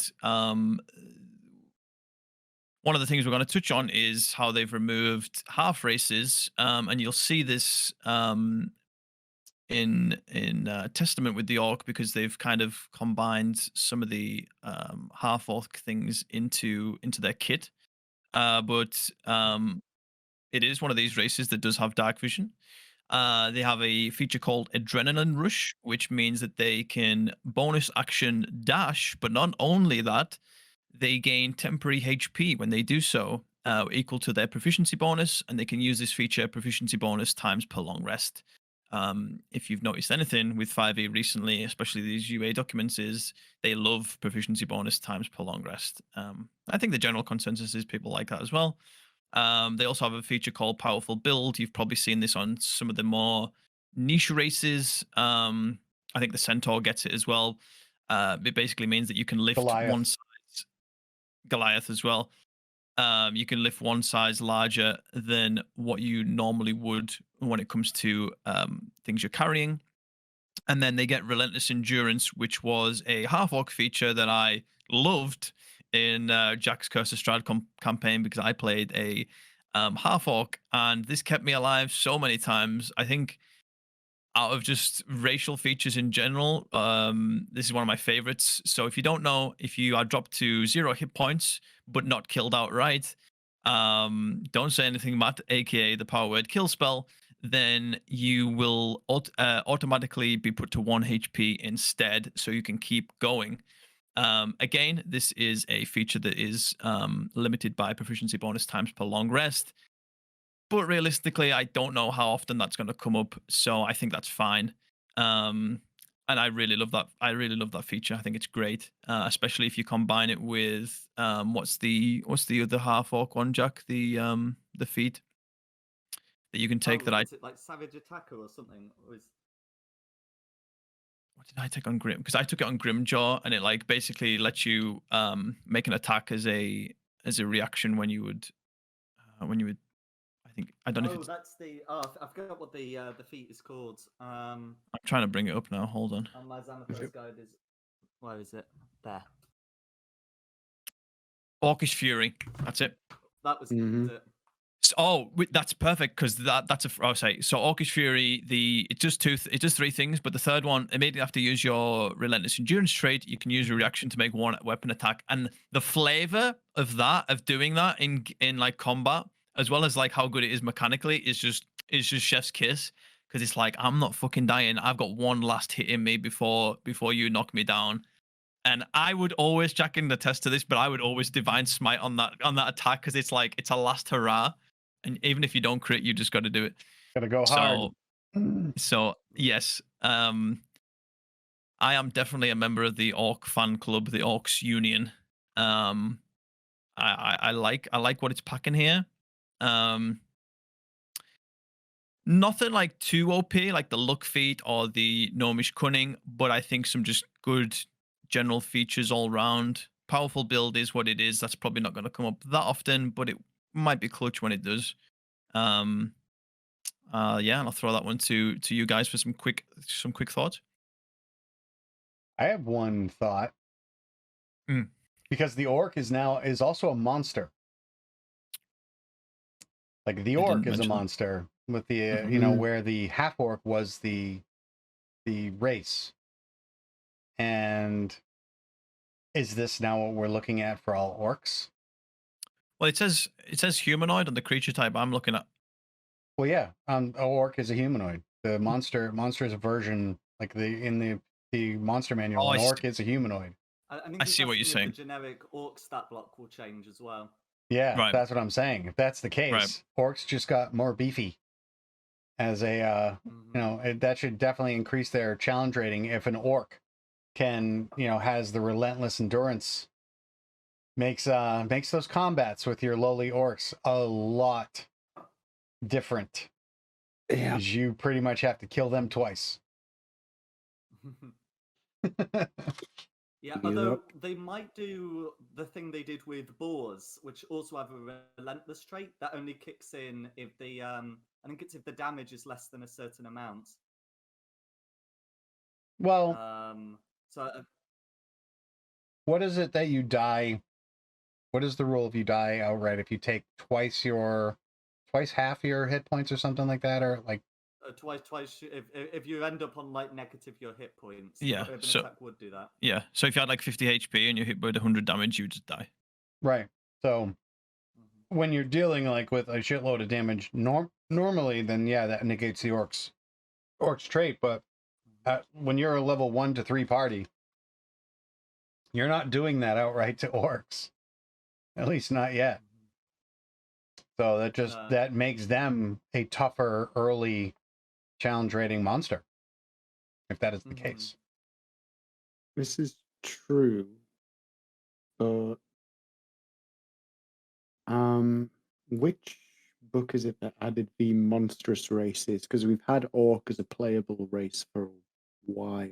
Volo's Guide to Monsters, and then again Volo's. in Tasha's, wasn't it? something Madness of the Multiverse or whatever. Mordenkainen's Monsters of the Multiverse. Yep. Yes. That's the one. So it might just be a case of you players as a player are character different. are an exception to the general orc rule. Possibly. I'm just curious. I want to see what they're going to do with that, how they treat that. Because theoretically, as a dungeon master, if I wanted to attack you with orcs, I could just make these guys, and I could make them. What is it? The expert classes there. Yeah. And just make them warriors. Yeah. Oh, the sidekicks. Yeah. Like, whoa, okay. And that gives you, I mean, that makes orcs, if you had like an orc-centric campaign where you had them on the march, it does give you that option as a DM to be able to build all of that and have it scale up so that your threats aren't just like more it's orcs. scary, like orc invasions then become really scary. Yeah. Just putting it out there, that's all. Okay, so we've got 2 left. This is quite a big one. This is the Tiefling.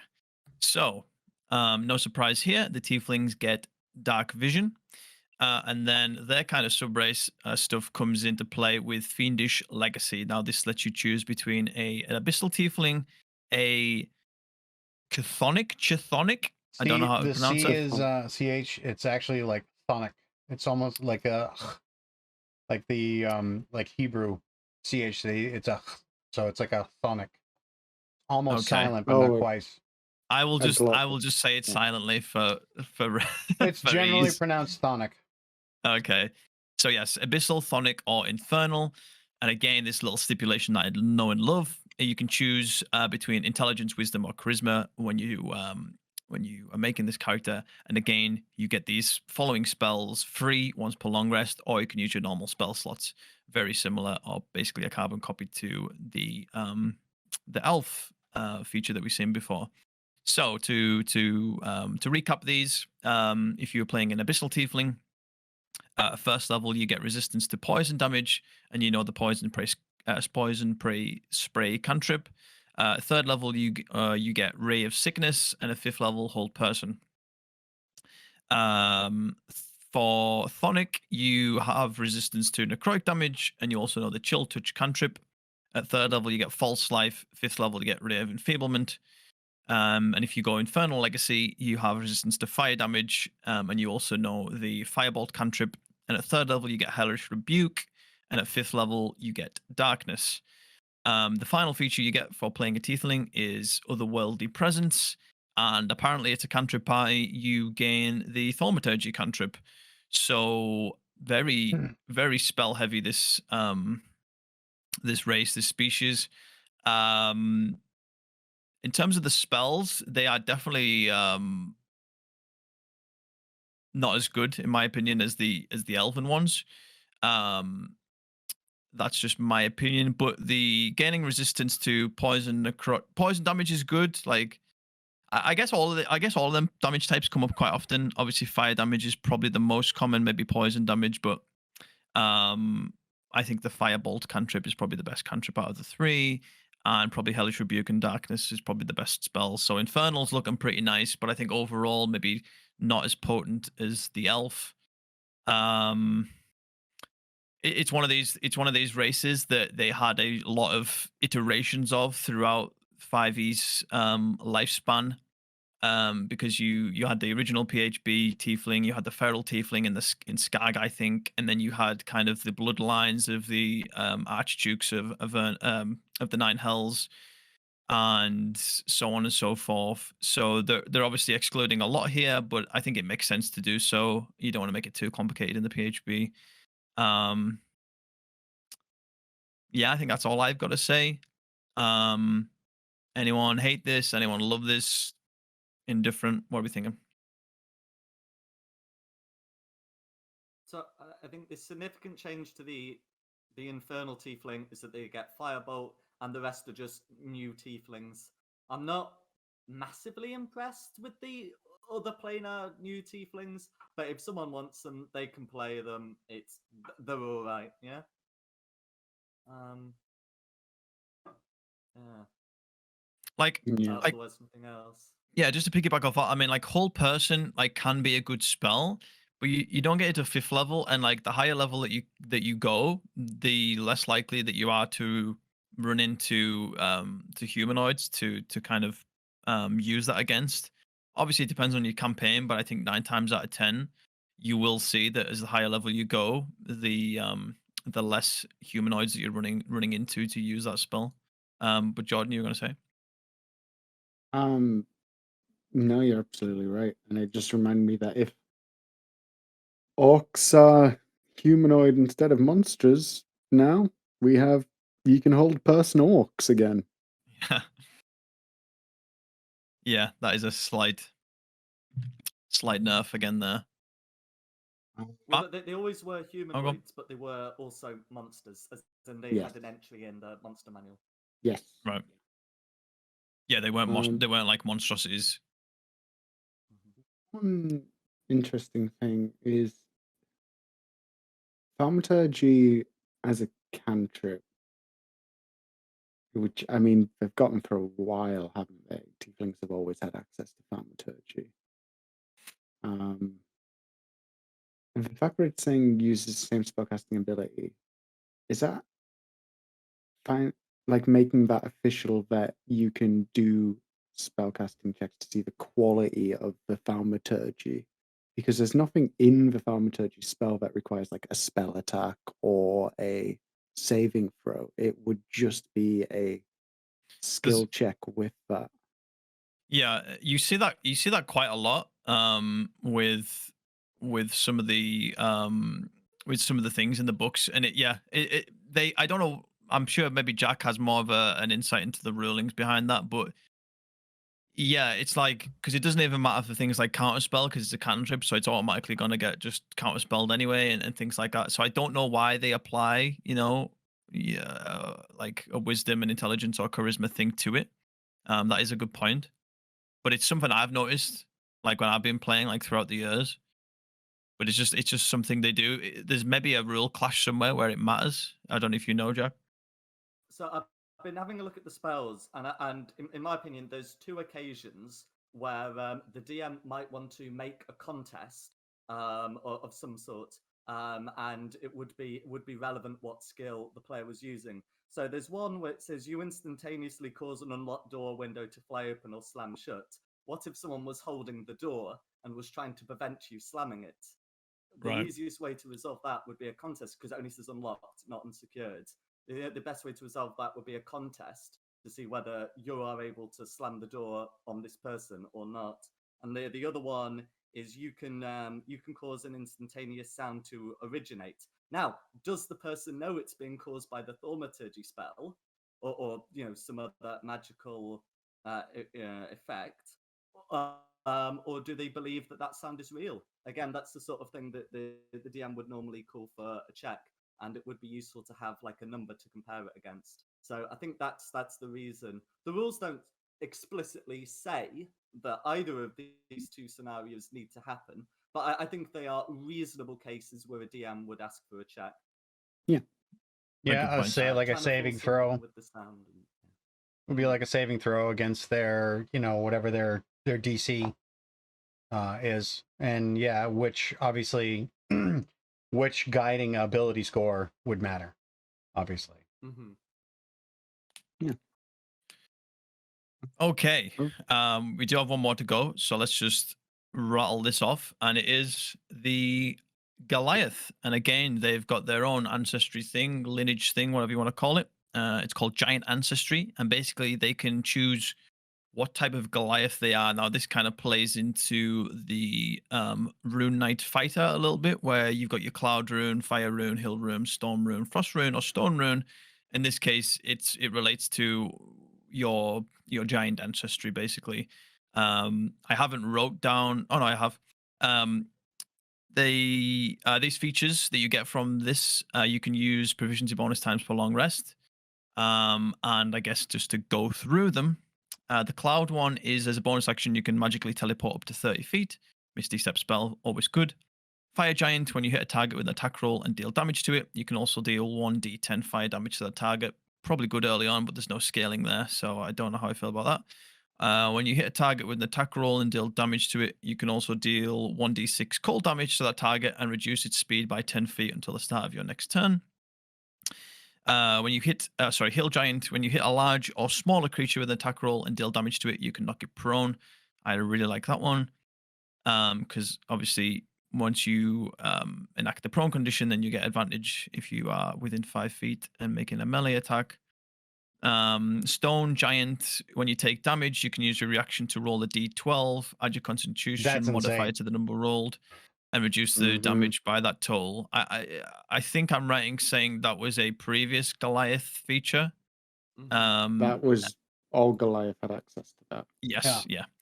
And then finally, Storm Giant, when you take damage from a creature within 60 feet, you can use your reaction to deal 1d8 thunder damage. So it's like a mini Hellish Rebuke, but again, that doesn't scale and it's only 1d8 damage. So I don't know how good that is.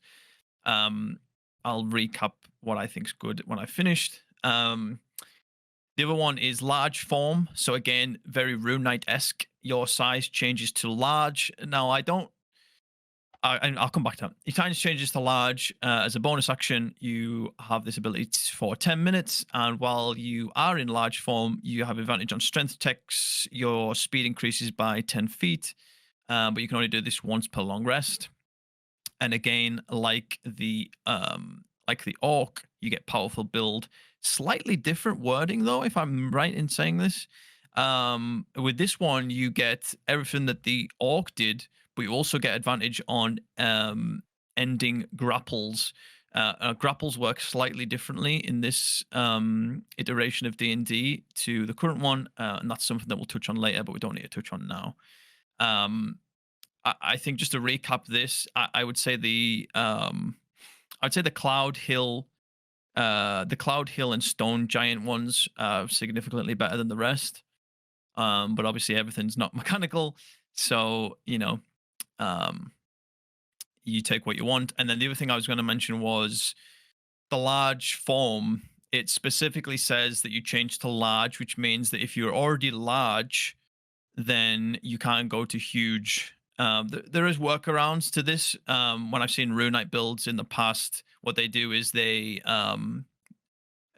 activate whatever their feature's called. They go to large, and then they cast Enlarge Reduce on themselves, which then goes to huge. So there is workarounds. I don't know why they can't just say the next size up, but I guess it is a buff for smaller races because you do go up 2 sizes. So that's kind of good. So I've produced the rationale as I've talked about it. This seems pretty good to me. I kind of like it, but again, I've never played a Goliath, so I can't. I don't have that past knowledge to compare it. But what do you guys think about the Goliath? I love Goliaths. I've always loved.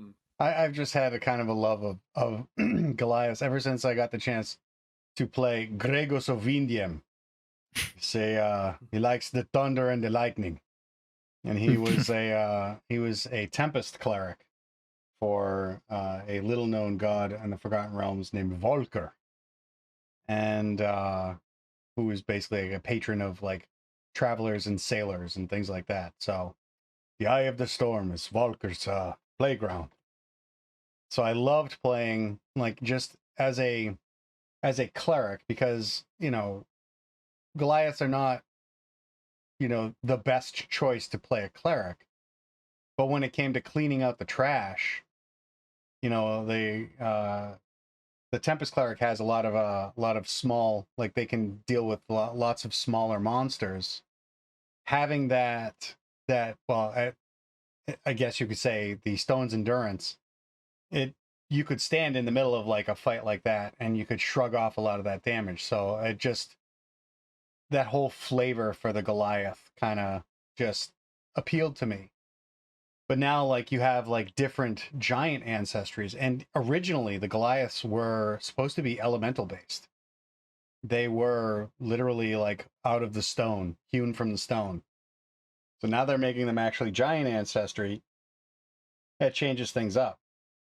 And it's definitely going to have a drastic change on my homebrew world too, because I'll probably adopt this. But all in all, I like what I see here. Sure, the things, the ancestries may not be on par and equal.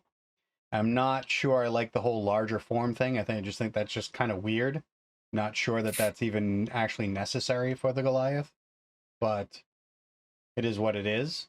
I still think it goes a long way to holding to the flavor of what the Goliaths are. So I'll give it a thumbs up. Anyone else? Yep. Jack? I think it's I think it's an interesting take to tie it less to big people in the mountains, which was what they were in Volo's guide, and that they've gone for a giantish route. I've noticed they've lost their cold resistance, their mountain adaptation, and their proficiency in athletics. And I'm not. I mean, I suppose replacing proficiency in athletics with the large form is and the powerful build is probably a better way of conveying the fact that they are big and they are strong. Well, I don't know. The balancing between the sub races, I think, is the major issue with this. Because the cloud giants and the hill giants abilities, they are fine. The cloud giants, everyone can use that. The hill giants, anyone who makes attack rolls against creatures can use it. So some clerics and some bards might not get the full use out of this, as they tend to use saving throw spells. But everyone else, the fire and the frost don't scale, but at least they're not consuming resources. And then there's the storm giants, which eat your reaction to do. I mean, that's not even half a hellish rebuke. The nicest thing I will say about Storm's Thunder is at least it can't miss. You're right. Yeah, you do. That's all I'll say. And you can target somebody up to 60 feet away. So they don't have to, that person with a bow or hits you with a ranged spell, you get to return it. So somebody casts a spell and you hit it with, the 1d8 damage, it's still going to, at the very least, potentially trigger them to having to make a concentration check on something. So that in and of itself, that does have some decent use.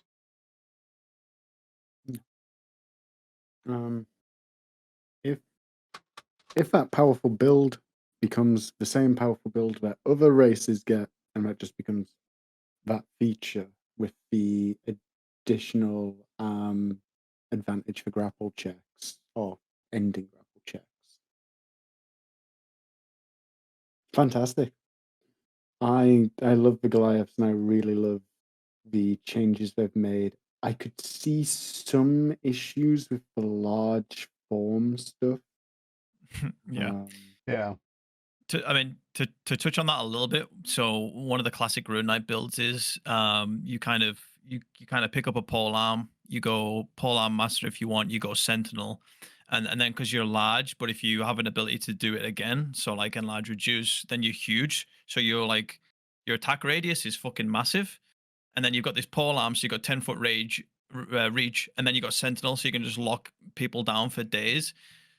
Previously, you had to basically go rune knight for that. Now you can just do it from your race.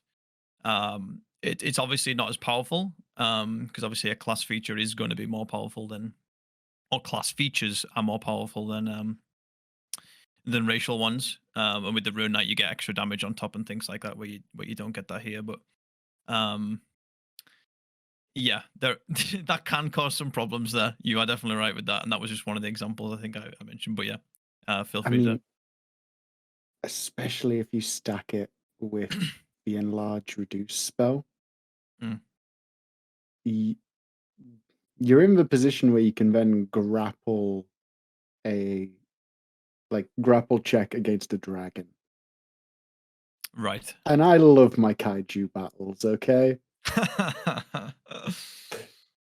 I mean, yeah, The because weird like thing once. about- Go on, Jack. I was just gonna say the weird thing about how this stacks with enlarge reduce is you have to go into large form and then have the enlarge spell cast on you. If you do it the other way around, you'll just go from large to large. Yeah. It's, Yeah. Or enlarge be reduce what? Or increases by a star. Goliath rune Yeah. knight. You can double it there. Triple So- Yes, that stack would be it. true. Yeah, you could be a rune knight. Use the thing that lets you go huge, and then and then enlarge yourself to gargantuan. Yeah. So it's like, oh, what is your character's claim to fame? Oh, I arm wrestled a Tarask and won. Like, oh, okay. Sure. So it is fantasy though, right? Mhm. It is. The last thing I'll say before we have a quick break is that basically goes through all the races that have been released so far, or species. And if it wasn't evident already, they have removed the previous half races, so your half elf, your half orc. They've tried to be faithful to those races and integrate some of those features into their kind of ancestor race. But now what you're saying is you can be any mixed race that you want. But what happens is you choose the normal stats for one of those races. So if you were a half elf and a half Goliath, you'd look however you wanted to. But mechanically, you would choose one of the racial features from those races, and that would serve as your mixed race features, if that makes sense. I don't know if we have any final comments on that change. There I'm was some just people in saying chat that didn't like it before, but that that would make an interesting thing, because when you think about it, if you remember Waywalk It was putting hardcore press on Boardley the turtle. she was a gnome. She was a gnome, so it would be a gnome turtle Yeah. mix. The hell would that look like? No, Holy shit. that's a cursed vision. A small, scaly man with a shell. It's just I don't even want to think about that. So Go on, Jack. I think it's probably for the best that the mechanically statted half races got axed, because the problem with having some mechanically statted half races, like we got half elves and half orcs, is inevitably people are going to ask, what about the other ones? Where are the half Right. halfling, half gnomes? Where's this? Simplifies Where's it. that? So Where's my inevitably, dwell? rule set, which some people have attempted to do. There's like third-party supplements that do that, but it is a bit of a hassle to do, and it's much easier to say that either we're going to have a rule set that lets people do the mixing and matching and all the rest of it, or we're just going to say nope. You can absolutely be a character of mixed origin or whatever, but for mechanical purposes, please pick a stat block. If there's anything you want to change about that, sort that out with the DM. I think that would be the most appropriate thing for Wizards to take, either a rule set or just some races, and you can you can flavor is free your way into making a mixed origin. Yeah, My Bexani. The other thing I'll say is it does provide guidance on whether if you still want to use a 5e race like the half elf, you still can. It tells you like how to integrate that with the new rules. It's pretty simple. You can either retain those ability scores, which was one of the main features of going for a half elf because it was +2 +1 +1, and you just replace them with the now +2 +1, or you can now go 3 +1s. So you can still play a half elf if you really want to, retain that flavor. But I think that'll do for part one. Matt, is that all right with you? So our next topic of conversation, following on from races, is going to be what they call build your background, or I guess just the background of your character. Now, if you've played D&D before, I think the background was something that kind of was like a minor thing when it came to character creation in 5e. And as someone who personally likes to write a a long and drawn out backstory, I kind of I kind of gathered the flavor and like the background of my character from my backstory rather than what you could flesh out in the background. What the background was kind of there for, albeit there were mechanical benefits to a background. It helped players that maybe didn't want to flesh out a backstory or didn't have an idea of a backstory and kind of make some foundational actions to flesh out their character a little bit. And what you'll find as we talk about this is 1D&D puts a major influence on the mechanical effects of a background, and I'm sure you'll see that. So when it comes to making your background, you can either choose a pre-made background like you could in 5th edition. You can modify a pre-made background and change things to suit your preferences, or you can just build your background completely from scratch. Now, backgrounds are now made up of the following features, some of which are now separate from class and race like they used to be. So to run through those features, the first one is ability scores. So when you determine your character's ability scores, you choose 2 of them and increase one by 2 and the other by 1. Alternatively, you can choose 3 ability scores and increase each of them by 1. Now, this used to be something that you did when you chose your race. Some races would have a +2/+2, like the Mountain Dwarf. Some races would have a +2/+1/1, like the Half Elf. There were some specific races back in the day.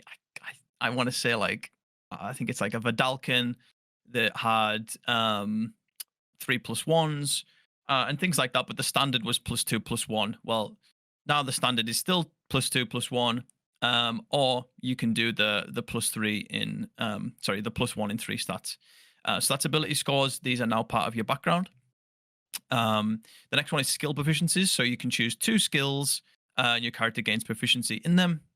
If you don't know what proficiency is, I guess just to recap that, basically it means that you are well versed in that skill, whether it's stealth, perception, etc. And you can add your proficiency bonus, which is a modified number that changes as you gain levels. So basically, it means that whatever you roll, if you're proficient in it, you're more likely to get a higher result.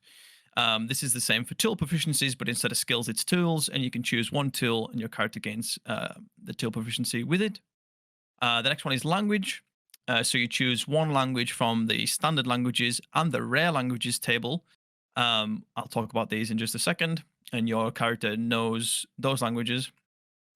This is a new thing that was only specific to either the variant human or the custom lineage race that came out in Tasha's Cauldron of Everything. But this time, no matter what race you're playing, you choose 1 first level feat. Now, that's another buzzword that we'll talk about soon. And your character gains that feat at level 1. And the final thing is equipment. So your character gains 50 gold pieces to spend on starting equipment, and the character keeps any unspent gold pieces as spare coin.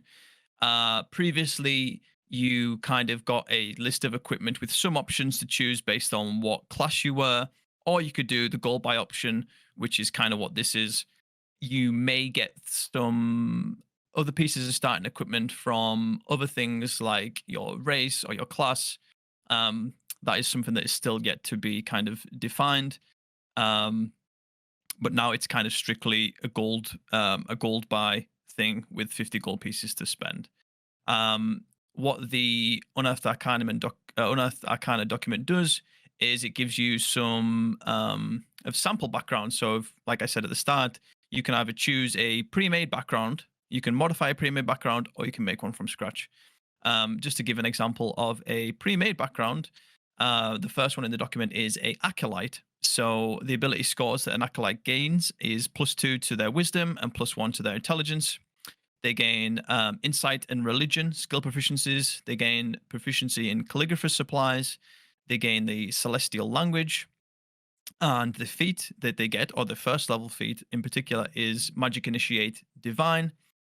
And for their equipment, they gain a prayer book, calligrapher's supplies, a holy symbol, parchment, 10 sheets, a robe, and 3 gold pieces. There's a lot to kind of work through here, but the final thing when you're building your character is languages. So each character will now start with at least 3 languages, one of those being common, and then one from the standard languages table and one from the rare languages table. So to go through the standard languages, you have common sign language, which is a new one, dwarvish, elvish, giant, gnomish, goblin, halfling, or orc. So you can choose one of those, which are the standard languages. And then you choose one rare language, which includes abyssal, celestial, deep speech, draconic, druidic, infernal, primordial, which includes all primordial tongues, which are Aquan, Auran, Ignan, and Terran, Sylvan, Thieves' Cant, and Undercommon. And basically, once you've done that, whether you go pre-made, whether you change some of the pre-made stuff, or you do it from scratch, that is basically the bulk of your character, and you'll combine that with whatever race you choose and the features you get from that, like we just discussed, as well as your class. That's not something that we're going to talk about today, but hopefully something that we can talk about in the future. So I've just talked a lot, so I'm definitely going to throw the mic over to the other 3 guys right now. So if there's anything in particular you want to bring up, things that you like about how they're now going about this, things that you don't like, things that you change, etc., please feel free to go for it, and then we can kind of discuss from there.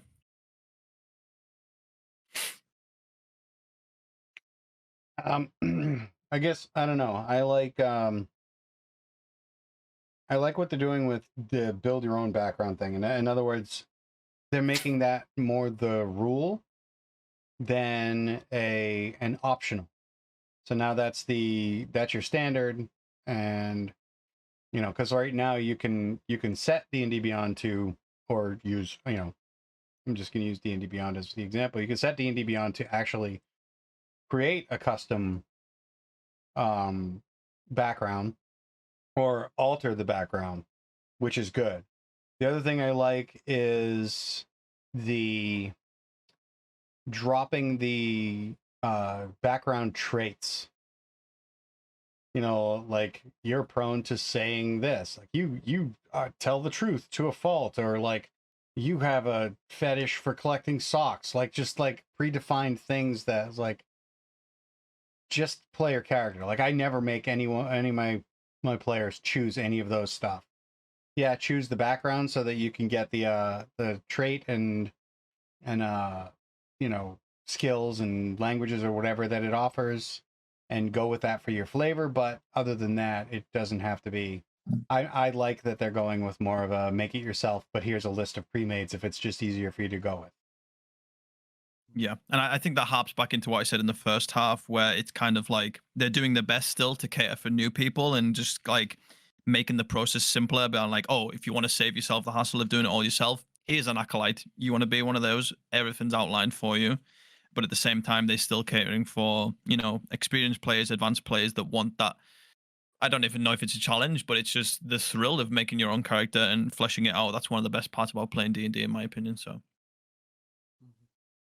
I Yeah, agree. I mean, and it just gives you like a really good jumping off point. Like you can take the acolyte and just change a couple of things. If you swap the int and whiz boost, change religion for arcana, and change magic initiate divine to magic initiate arcane, boom, you've got a wizard's apprentice right there, or sorcerer's apprentice background. Yep. There are a couple of things I've liked about the changes to the custom backgrounds, because you could customize the background in the player's handbook. The first thing I like is that the backgrounds in the player's handbook had these like features that often didn't really come up. Like that the cleric gets free lodging, so the acolyte gets free lodging at the temple. But I mean, if there isn't a temple, then that's a thing that they've got that they can't cash in on, which means it doesn't work very well in wilderness campaigns. So I like that they've actually replaced it with a proper feat. It makes it feel like you're really getting something from your backgrounds. And then the other thing I've liked is that backgrounds have been standardized that they get a language and a tool rather than two languages or two tools, or one language and one tool. And I think standardizing it so it's one of each, I think is good for bringing a bit of balance across the backgrounds. Because I know in my campaigns, tools tend to be more useful than languages. But I've played in campaigns where the opposite is true, and that tools are, the DM has elected to grant tools, very little, and so the languages have often been better. So I think it's good that it's one of each, and that there isn't a particular background style that fits a campaign better.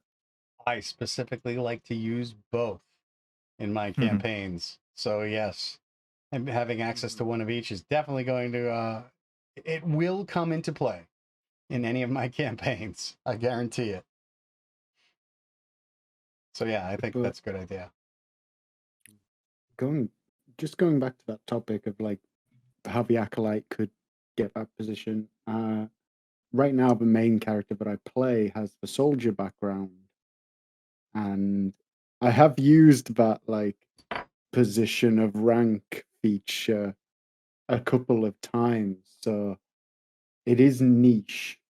It's very niche, but losing that almost feels like you lose a bit of the character's history as well. There's nothing stopping a DM putting it back in. Yeah, because I don't think, like, if I can interject, I know what you're talking about, and I've had people try and use their background, and I've called them to use their background for things like that outside of what is the suggested feature, like things that would apply, especially to a social or role-playing situation where I'm like, oh, you're this, you were like this background. Go ahead and give me this role and give it to me at advantage because of your background. So I'll throw things in there or social situations in there that kind of cater to that, even though it may not fall squarely into the background feature. Absolutely. Again, at the end of the day, they're called rules, but they are more like guidelines. That's the bloody pirate's code. But yeah, I do really love these changes that they've made to the build your background. I'll agree. I think so far they've been positive. It's more of the moving away from stereotypes again, and making your ability scores specific to your upbringing rather than your race. I think that's good as well. Which to me, I mean, all of this stuff is just going to enhance my campaign setting, because that's the whole point of my campaign setting. I was building a campaign setting that was all about inclusivity anyway. So, when you just open it up, difference is welcomed in, like, is ingrained into my campaign setting as being more defined than not. So, having people like this level of diversity is going to just enhance my games. So I'm on board. Is there any specific backgrounds anyone wants to highlight that they like? There's quite a lot of them, so I didn't want to go through them all. But Jack, you look like you want to say something. No, I did have a look at the backgrounds, and the only thing that really stood out to me is, why does the cultist have a bell? Have a bell? Ceremonial. Like, did you not watch Game of Thrones? I mean, how many of those friggin' cultists, shame. I'm not sure they were cultists. I think they'd be acolytes. I don't know. We can argue that all day. Yeah, I know. There was some corruption at hand. Yeah. Oh yeah, there was definitely some cult activity. Like, what is the difference between a cult and an established religion?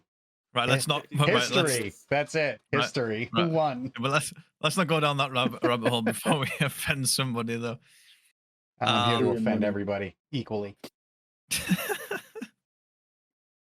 So everyone good on that one before we move on? There's kind of not much to say about that, really. I think we've all kind of come to an agreement that the way they're going with that is good, and it's friendly to both new players and experienced players. So,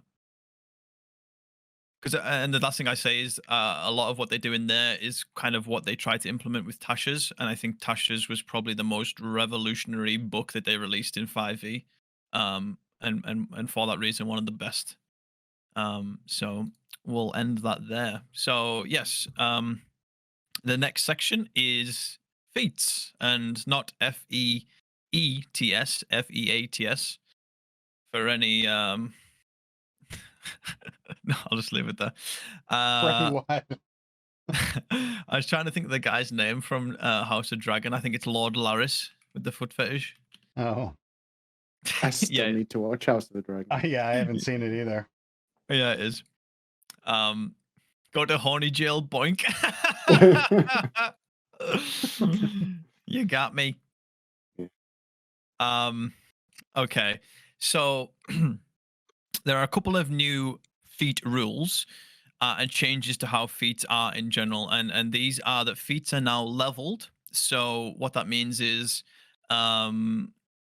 there are now certain levels that you can only take feats at. As we've discussed, there are things like first level feats that every character now gets, but going forward, there will be some static levels applied to it. For example, you can't take this feat to level 7.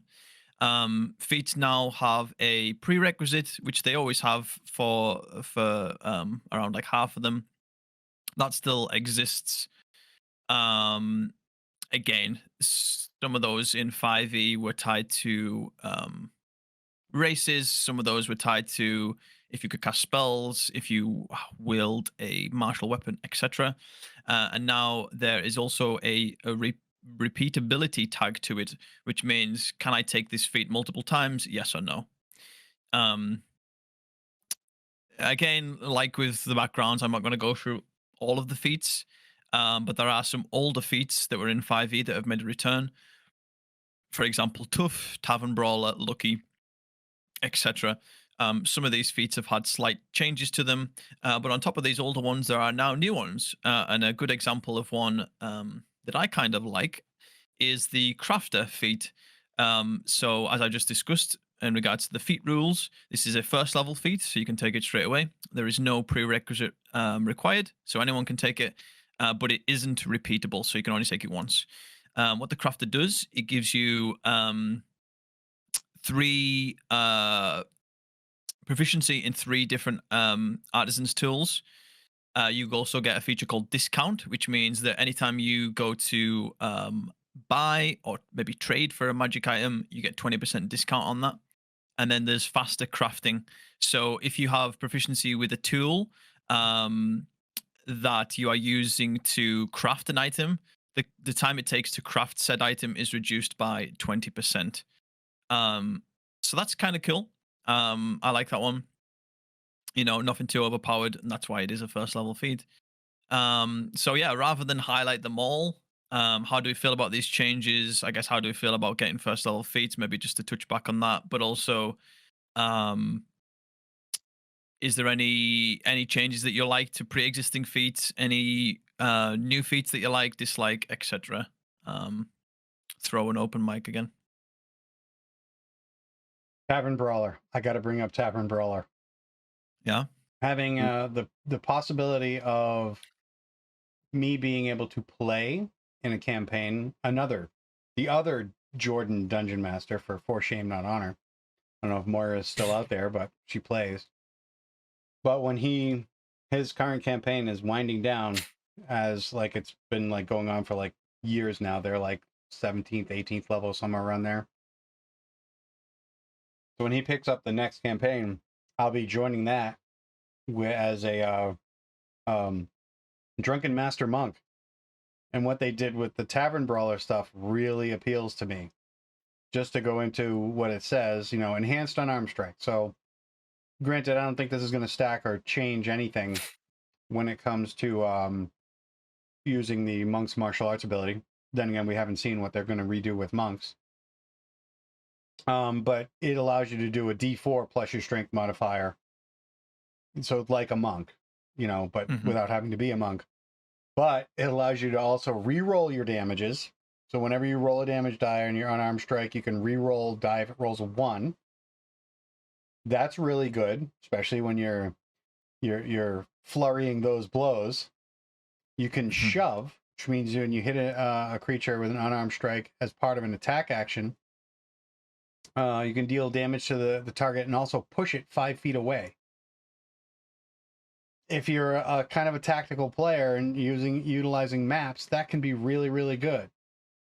Yeah, and just to piggyback on that, you can do it. It's not like a hard limit as well. It is once per turn, but the fact you can do that every turn is good. Exactly. So if you have someone with like spike growth, it means that, or like cloud of daggers or things like that, it means you can push them into those spell effects and it will do additional damage. Or as a monk who has friends that can do those things, and you can push the bad guys into those spell effects. Oh no, that's what I meant. Yeah. So yes, and furniture as a weapon.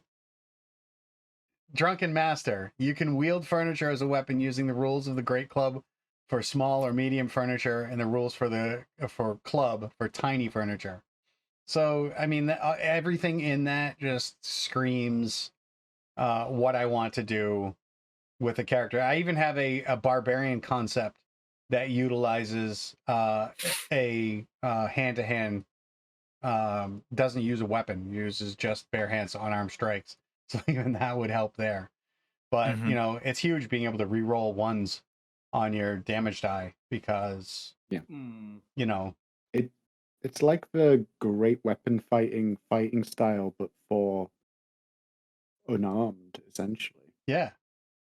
I would just like to say the damage increase from being able to re-roll 1s is very small. So for context, if you're doing a D4 plus your strength modifier, assuming you have 16 strength, that's 5.5 damage. The ability to re-roll the D4 adds a whole 0.375 points of damage. And even if you get it to scale, it's still going to be the probability that you don't have to re-roll divided by 2, which is going to be less than 0.5, strictly less than 0.5 per die. Yes, if that's what you're like. For me, it's going to be scaled with the monk's martial arts. So the monk, I'm not going to be sitting at a 1d4. What's that? It will still add less than 0.5 points of damage. Even Mathematically, yeah. Mathematically, it doesn't make much of a difference in terms of your damage output. But there's that feeling of, oh, I rolled a 1 on the damage. Kind of sucks when you're trying, but rolling a 2 feels a little bit better. Yeah, I think it's definitely valid what Jack brings up, but I guess at the same time it's still a first level feat that you're getting for free, so it can't be too OP. Right. But I think everything in that kit, in that Tavern Brawler kit, is really nice mechanically and thematically. And there's no prerequisites as well, so that helps. That helps it. Nope. I did want to bring up both Sharpshooter and Great Weapon Master. So these feats were actually included in the Expert Classes PDF, which was the second one released. If anyone's watching and wants to flip over to those, Now, I'm going to say these are quote unquote nerfs to these feats because things were taken away, but things were added. So we can debate whether it was a nerf, whether it was a side grade, whether it was a buff. But basically, what they did was they removed the -5 to attack penalty, +10 to damage. They removed that from both the sharpshooter and the great weapon master. But what they did instead is they I have the sharpshooter up now. Maybe someone could confirm with great weapon master. But in the case of sharpshooter, they made it a half feat, so you can now increase your dex by 1 when you take that feat. You couldn't previously do that; it was a full feat. And they also introduced the one of the features from crossbow expert and the gunner feat, which means that when you're in 5 feet of an enemy and you're making a ranged attack roll, you don't get disadvantage like you normally would. Oh, the which, firing into melee thing. Yeah, firing in melee, and I think that's really good. It kind of means that you kind of aren't locked into taking crossbow expert, because sometimes you would be, and sometimes you wouldn't even be using a crossbow. So I think that's really good. I don't know if anyone's pulled up Great Weapon Master and can confirm got You it up looking now, the yeah. OG It is. version? the new one. The The new one's a half feet now. Did they add an extra feature like they did Correct. with? So we have strength, we have cleave, which is the same as it was. It just now has a name. When you score a critical hit with a melee weapon or reduce the creature to 0 hit points, you can make 1 attack with the same weapon as a bonus action. Okay, so Love it. And when you hit a creature with a heavy weapon as part of the attack action on your turn, you can cause the weapon to deal extra damage to the target. The so extra that's damage. the new. Yeah. Yeah, that's the new thing. I feel like I feel like sharpshooter is better. But how do we feel in terms of balancing? Do we feel, because basically if you watch the I don't have the link to put in chat, but if you YouTube like 1D&D Unearthed Arcana, it'll come up with a interview that Todd Kendrick did with Jeremy Crawford, who is the lead game designer at Wizards of the Coast for Dungeons and Dragons. When this was brought up, he kind of said that people were kind of being forced into these feats in order to gain power, whether you would take whether you were a long range build or you were like a heavy weapon build. It kind of became, oh, I have to take this feat in order to keep getting more powerful. And basically what they wanted to do with that, but just with like features in general, was try and move away from those necessary feats as much as they can. So that's why they remove that -5 penalty to attack, but you get +10 damage. How do we feel about that in general? I mean, we both play characters that use the current iteration of this feat. Yeah. I'm not a huge fan of the once per is it once per round? I just took it off so that I could once per turn. check. Once per turn. So if you did get, it works like rogue sneak attack. So if you Yeah, did get a so if reaction, you would be able to use it. Yeah. Yeah. But on the other hand, yeah, it still feels good. It's letting me bump up a character's strength without having and getting something extra for it, you know? Yeah.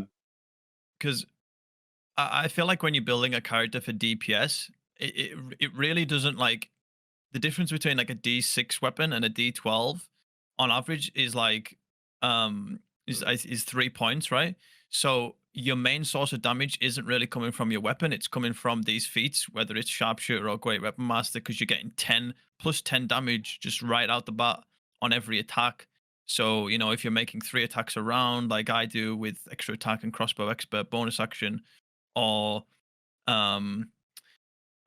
you've got like polearm master and you're making that bonus action extra attack, like the main damage output is coming from that feat. But it also comes from like the number of attacks that you can make and the number of things that you can apply to that attack rather than the actual weapon that you're wielding. So in terms of power scaling, it does kind of draw like Great Weapon Master builds and Sharpshooter builds down to like the rest of the pile, because now you're not getting this. Basically, if you're attacking 3 times, you've just lost 30 points of damage. You know what I mean? So I know you feel quite strongly about this, Jack. So I'll let you go for it. So one thing I noted about the video when they were talking about this is they is they said that it was intended to be, like a real trade-off, that you'd have to decide whether or not you power attack, essentially, take the accuracy penalty but get the damage bonus. The Right. problem was the way the maths actually work, and I've got a spreadsheet, is that you are better off using this power attack almost all of the time if you're a sharpshooter, and still most of the time if you're a great weapon master. So for example, if you if we take your character for an example, so it's an 8th level character, so we know proficiency bonus is +3. They're using, you've maxed out your attack bonus, so +5. Yep. So that that's +8 to hit. You've got the archery fighting style, as many sharpshooters take, and you're using a magic +1 weapon, so you've got a +11 to hit. Would you like to guess what is the maximum armor class at which it's still viable to use the power attack? I may or may not also have a similar sheet. We I all see. have the sheet. We all have the sheet, do we? My sheet tells me it's an enemy AC of 22. Yeah, that's what's on mine. I can tell you, I'm given that a 22 hits. I can actually tell you that in the whole Baldur's Gate book that that we're playing, there isn't actually a single enemy with an armor class higher than 22. Not a single creature. There are objects with higher armor classes. Right. Oh, actually, there might be one exception. Although there is one creature I might have to look up. But that means for the vast majority of the campaign, you are ultimately better off using the power attack. So, which is fine if that was the intended thing. If it was always intended to be a damage boost. But if they really intended it to be against some enemies you use it, against some enemies you don't, they failed. They failed. They should really have done. I've got the maths to show it, but they should probably have done a +5. And I know that might seem absurdly low, but for a sharpshooter, it's actually true. -5 +5. Yeah. And to someone that maybe doesn't understand the maths to like Jack's degree, basically what like what you do in that situation is you balance your maximum damage output from taking that sharpshooter attack against like the probability to hit. So even though on average you're likely to roll like a 10 on the dice and then it's +11, or like why is it 22 AC and not 21? Well, it's that damage curve. It is really complicated to understand, but the amount of damage that you can possibly do kind of does a lot of that heavy lifting in when you're making that probability calculation. And yeah, I mean, like Jack's just proved there, it's kind of it's trivialized his monsters in some ways, because as he just said, there's no creatures. His campaign goes up to level 15 and there's still no creatures with an armor class above a 22, so there's no reason for me to knock sharpshooter off. Of course, in my head, the way I still play is maybe if they've got like a 19 or a 20 AC, I'm still like, no, I won't activate sharpshooter on this one. But statistically, there's no reason for me not to do it. But that's just, I guess that shows you how trivial that feature of that feat can be, which is why, or one of the reasons why they've removed it. You got anything to say, Matt? No, I'm kind of amused, like watching you guys throw out the math on these feats. I'm not a statistics player. That doesn't mean that I don't respect people who are, but I always go for flavor. So for me, like the sharpshooter like when it comes to like math aside, the way it reads to me, they kind of went with it definitely feels Legolas to me, especially the fact that you can use a bow and fight in melee combat without any difficulty, because as if anyone has seen any of the Lord of the Rings movies, that's how Legolas fought. You know, if he'd stab you with an arrow, pull it out of you, and then fire the arrow at the guy standing behind you, that kind of stuff. So thematically, I think it definitely hits the mark. Yes, the pun was very intended. So. But the only thing I would say is when they give like the rationale for why they're taking it away, I still think sharpshooter in my mind is, if you're playing a long ranged build, it's still a must take, because I feel like everything that it still gives you is really good, and now there's a half feat on top of it. So that seems a bit counterintuitive, but I do think for the benefit of the game, getting rid of the -5 +10 is good. I just disagreed with some of the rationale that they give. Go on, Jack. Well, I was just about to say, there was also another issue with sharpshooter, in that it was very good for fighters and rangers, but it was terrible for rogues. So the same sheet I've got is, if you imagine a 20th level subclassless, featless, non-magical item having fighter, I guess except for the sharpshooter feat, the very, very simple white room.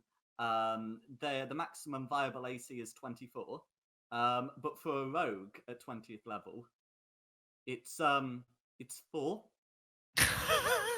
The minimum AC in Dungeons and Dragons is 5. If you have a dex of 1, your armor class is 5. And it's just because the rogues have a bunch of extra damage. Their normal attacks are already so strong that the power attack from sharpshooters are a liability. Right. And there were similar but smaller issues with things like the fighter versus the paladin from 11th level onwards, where there's this weird thing where a 10th level fighter, according to 10th level paladin, sorry. The maximum viable armor class with the same restrictions is 18. The next level, they get their improved divine smite, and it drops to 16. Right. And it's just a problem where the power attacks had anti-synergy with a lot of abilities. But with the new Great Weapon Master, the only it doesn't have any anti-synergy really, and the only synergy it does have is with you can get a second chance to apply it with opportunity attacks, especially through teamwork from Dissonant Whispers, and we like teamwork here. That's a good synergy. Yeah, I think that's excellent. I think that's excellent point, and some insight that most people wouldn't be able to give, and that is exactly why I wanted you on this call, Jack, because you offer something that I don't think most DMs can give, and that I do really appreciate you for that. So thank you for that. Anyone else have anything to say on these two feats? No. All been covered. All right. The only other thing I wanted to bring up is they buffed Shield Master, which I'm just trying to find that again. Was that on the first one or the second one? Second one, it's a 4th level feat. Second one, 4th Yeah, level it starts on page 22. Okay, let me just find that. Oh, okay, I got it. Yeah. So so one of the really big kind of gripes with the 5th edition Shield Master is that you have to make all of your attacks before you can then bonus action shove that creature down, and then it really defeats the purpose of this the feat, because you want to take advantage of them being prone, so you get advantage on your attacks. But if it's the last thing you do, knocking them down, then before it comes around to you, they've probably just stood up again. Yes, you could grapple them and then knock them prone, but then you're kind of eating into your action economy doing that. So what they've done with this revised feat is it is a 4th level feat, and I think that's valid given the power level of it. You do need proficiency in shields, or as they call it, shield training. It's not a repeatable feat, but it is now a half feat, which I don't think it was, Jack. I wasn't. It wasn't. So yes, so it gives you a +1 to your strength to a maximum of 20. But this time, and I'll read out the wording. It says, if you attack a creature within 5 feet of you as part of the attack action and hit with a melee weapon, you can immediately bash the target with your shield if it's equipped, forcing the target to make a strength saving throw against the DC equal to 8, plus your strength mod, plus your proficiency bonus. On a failed save, you knock the target prone or push it 5 feet away. You can use this benefit only once on each of your turns. That is beautiful because one, it's not using your bonus action anymore, and two, it's just happening. Okay, they get this save against it, but if you're trying to, if you're like built to do this, you know, you're probably gonna have really good strength, Right. and it's probably gonna happen more times than not.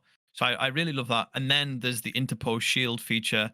Again, maybe one of you guys can confirm if there's any differences here, but it reads, if you are subjected to an effect that allows you to make a dex save to take only half damage, you can use your reaction to take no damage if you succeed on the saving throw and are wielding a shield, interposing your shield between yourself and the source of the effect, which thematically is just chef's kiss.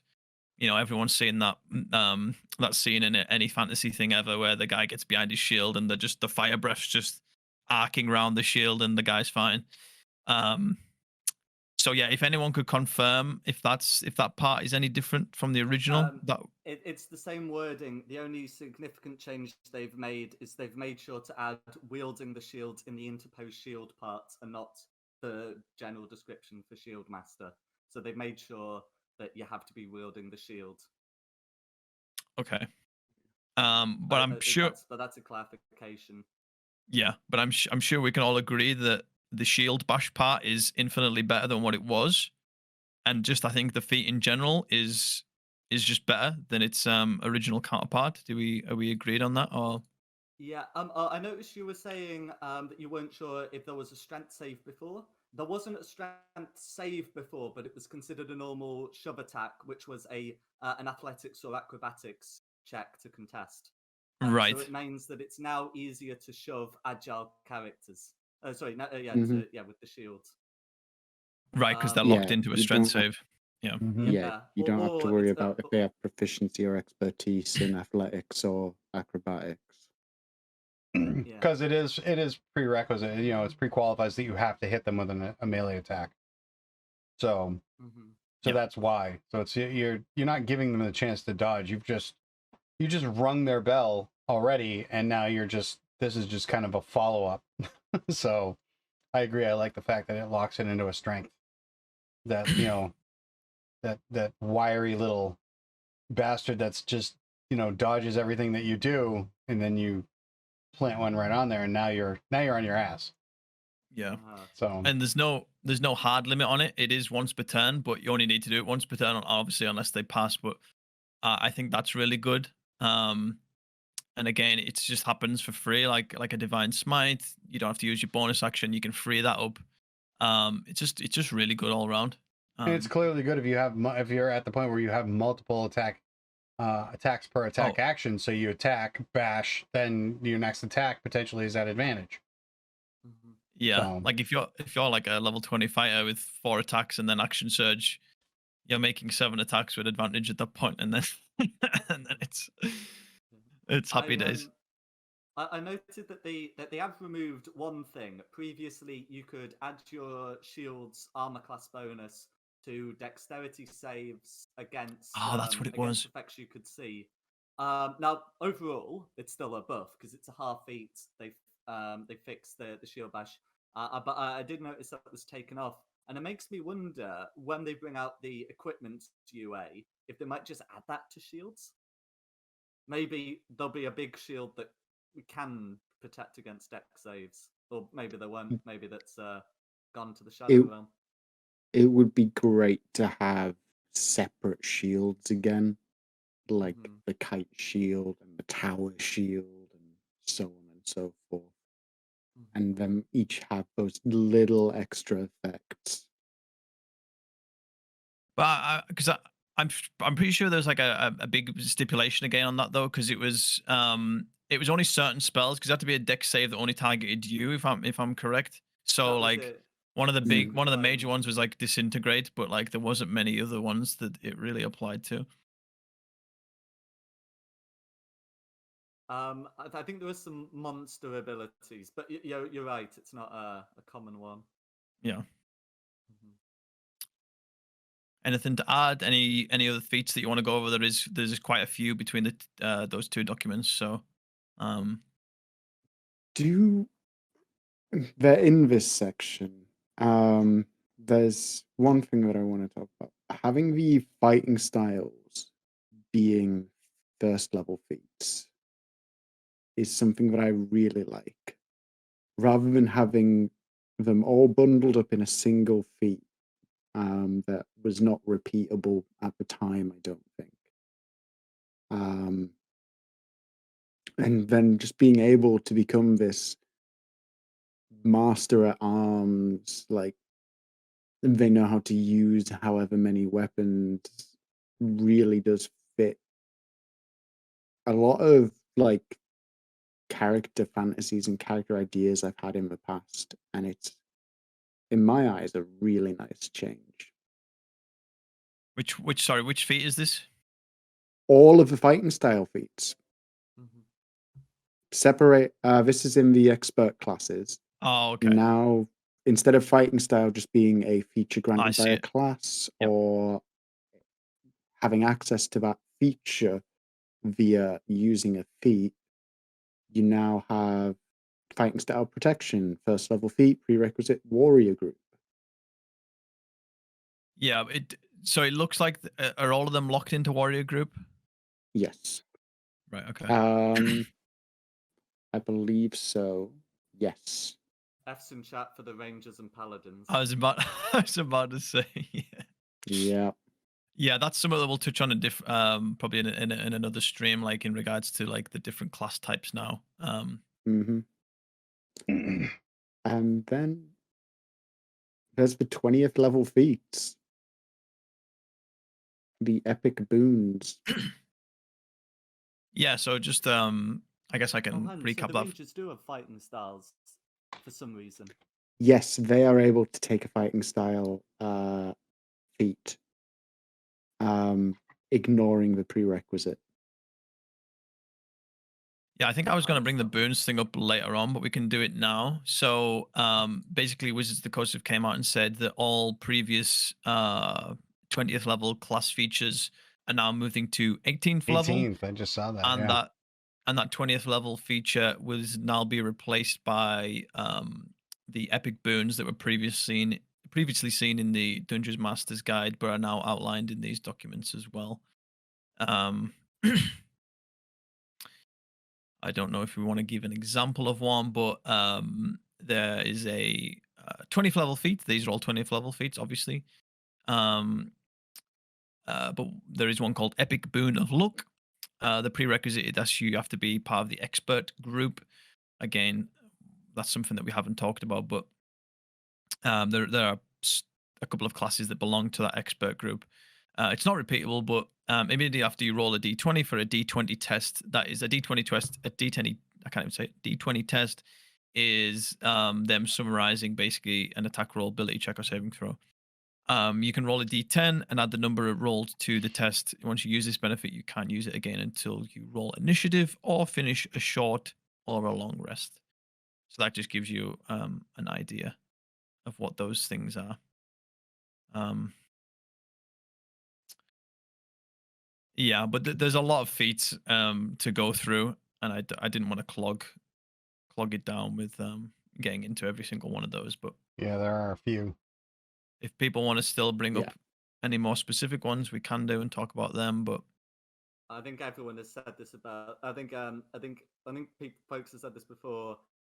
But the epic boon of dimensional travel, I think, should be singled out for its. I think it is technically better than Fey Touched in that when you can cast the Misty Step, you can use it to roll. You get it again when you roll initiative.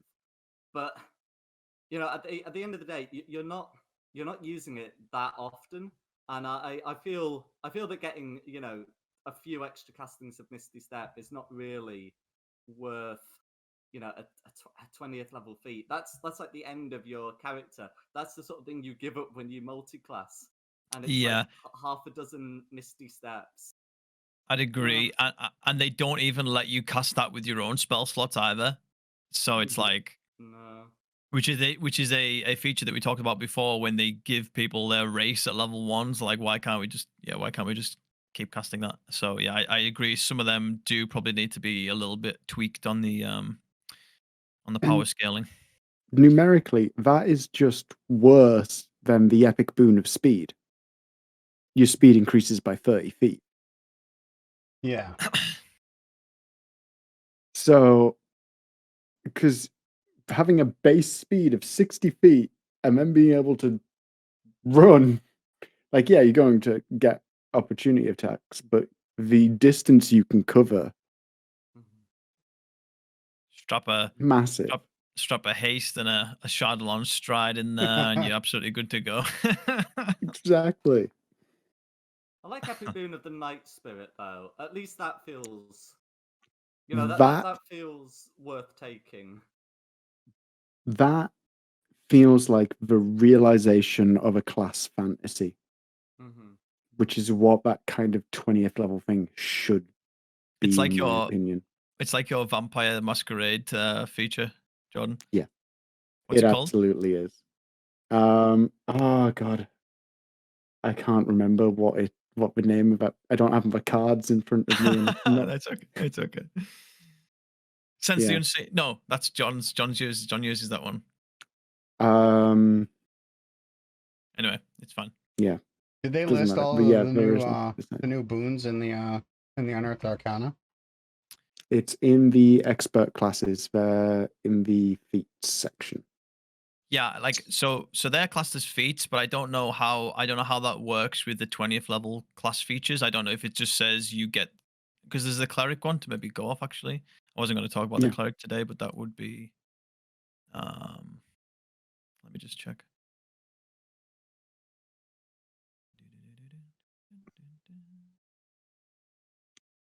Yeah, cleric's table, like the expert table, just says at 20th level, epic boon. And then in the actual text, does it say anything? 20th level, or you gain the epic boon of fate or another epic boon feat of your choice. Okay, so yeah, they are just like this one and the same. Yeah. But I mean, I don't want to talk about the cleric too much, but I just find it funny how like the automatic divine intervention is now at level 18, when arguably it was the probably best 20th level feature. Which in one? the game. Well, it's like, so divine intervention. You normally roll like a D100, but at 20th level, it just works all the time.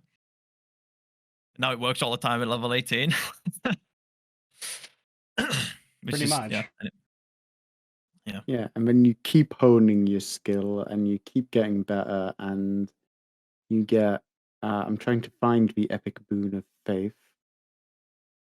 Can't see it. Epic Boon of Fate. It's listed with the feats. I just scroll past it.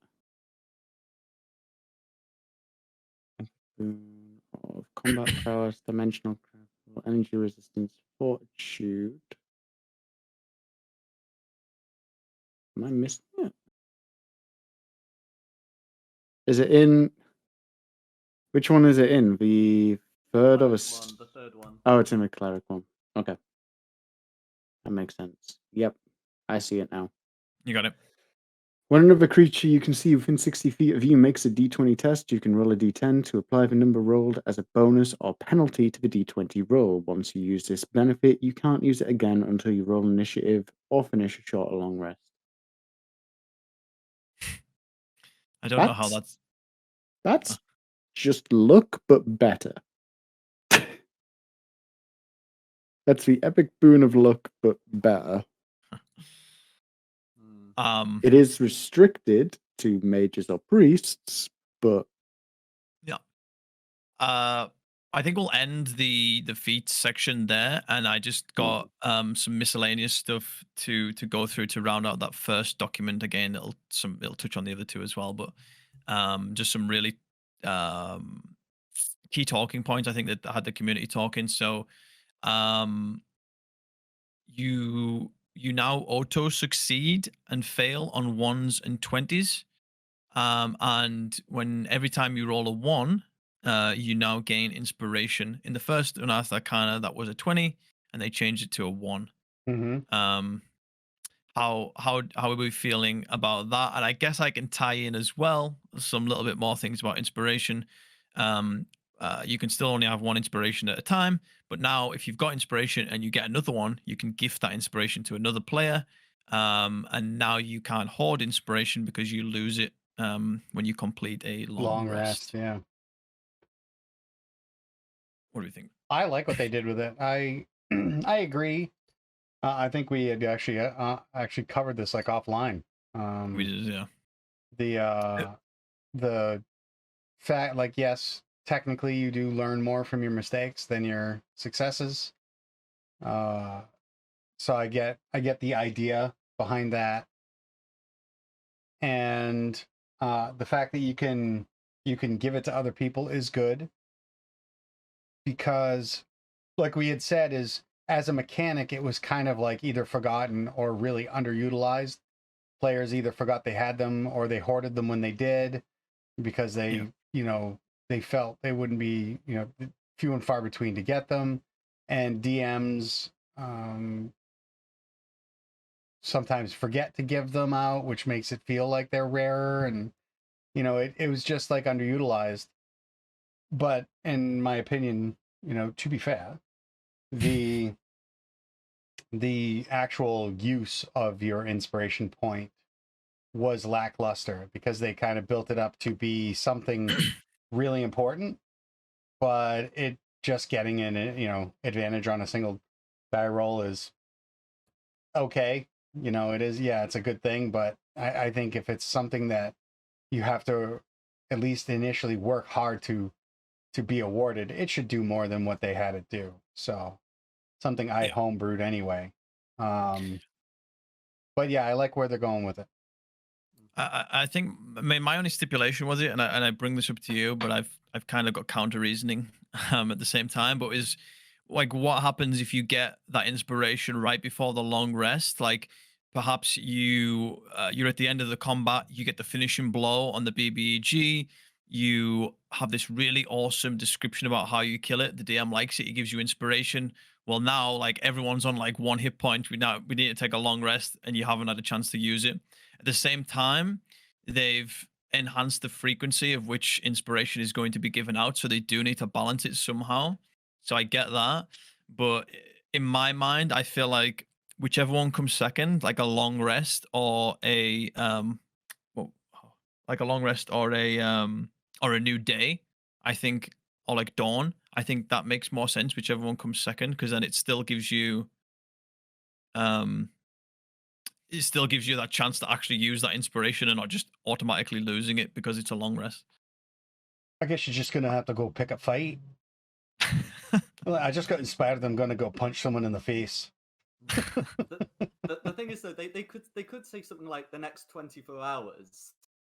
But what if you're doing what if you're doing gritty resting rules where a long rest is a week? Yeah, that's just painful. You'd have to do a conversion there. That's a long rest plus physical therapy. Yeah. Yeah. Let's call that what it is. It's like you broke some shit and it really needs some time to heal. It's, yeah. Rules as written, losing it on the long rest, it feels like they have that mechanic there, so they have to they've built these constraints so they work within it. Yeah. But I would just like, in that sort of situation specifically, where it's like they're about to take a long rest, blah blah, I just wouldn't give it till the morning. And if it, like, So specifically that situation where you've where you got the finishing blow on the big bad evil guy, and you described it epically, etc. I'd just have that scene in the morning where you wake up and look at the friends that are there because of you, that you saved, and it fills you with happiness and inspiration. That's a good point. You reflect on the ass kicking that you gave the night before, and you Yeah. feel inspired to do the same within the next 24 hours. Yeah. Yeah, I feel like you can just apply like just common sense there, but Yeah. um, I honestly, I think you're also going on to the. That's actually kind of a holdover on the view of the rarity of having a inspiration, capital I inspiration. You're wondering like, oh well, I may never get another one of those again. When in actuality, the likelihood within the next period of time before you take a long rest is much higher that you will actually get an inspiration. Anytime you're rolling a d20 and you roll a 1, you get one. And you're sharing it out and whatnot. So there is a flip side to it. But again, I agree with you guys. It should be a discretionary thing. And you know, that's the cool thing about being a dungeon master is you can pretty much do whatever the hell you want. Say, hold on to that point that you got. I was going to say we focused on the inspiration side of that point, but we didn't talk about like the 1s and the 20s auto failing and succeeding. Like how do you feel about that? I know me and Matt have had personal chats, so maybe throw this one over to Jordan and Jack.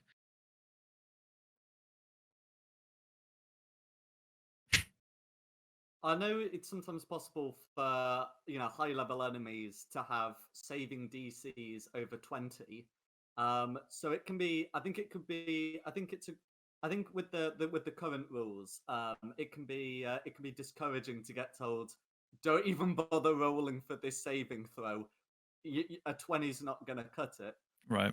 So I think having the change that a 20 will cut it, I think is. I think it is a benefit to the game, and having a 1, fail, I think is just sort of a natural part of the balance, really. Yeah, the point Matt has made is like once the rogue gets reliable talent and it's already got expertise, even if it's rolling a 1, it turns it into a 10. It just trivializes that stealth check. But if you have that 1 still fail, no matter what the plus is, then it still grounds the rogue and making a mistake. Still matter. Yeah. Because my wife plays, we have a high level campaign going, and my wife plays a very high level rogue, and she has actually taken the skilled feat multiple times. So she is a skill monkey to the extreme, and with reliable talent, like based on raw, there's almost nobody that she can't sneak passively by. Like she can't fail and get under somebody's passive perception. So if they're not actively looking for her, they're never going to know that she was there. Like I think the like lowest at level 17 that she can get is like 24 at this point. Yeah. So it really just kind of like I just get frustrated saying, "Give me a stealth." Never mind. Just they're not paying attention to you, so it just kind of takes any of the consequences out of making a roll. Right. When the DC is just, they can beat it easily. Now there's that potential for at least rolling a 1, and that one board that had that one piece that makes it creak and you hit it, letting know somebody's there, it just adds that element back into it. For me anyway. I want to have fun too, damn it. Fully agreed. Yeah, I think we're all in agreement with that one. Perfect. The next point. So they've changed how grappling and the grappled condition. So there's a couple of points here. So when you are now grappled, it was all it did previously was reduce your movement speed to 0. Now it gives you disadvantage against any enemy that isn't that creature grappling you, which I think is really good. And when you do a grapple now, you have to do it with a unarmed strike rather than an athletics check. So the unarmed strike is based on your strength plus your proficiency bonus, and the DC is 8 plus your strength mod plus your proficiency bonus.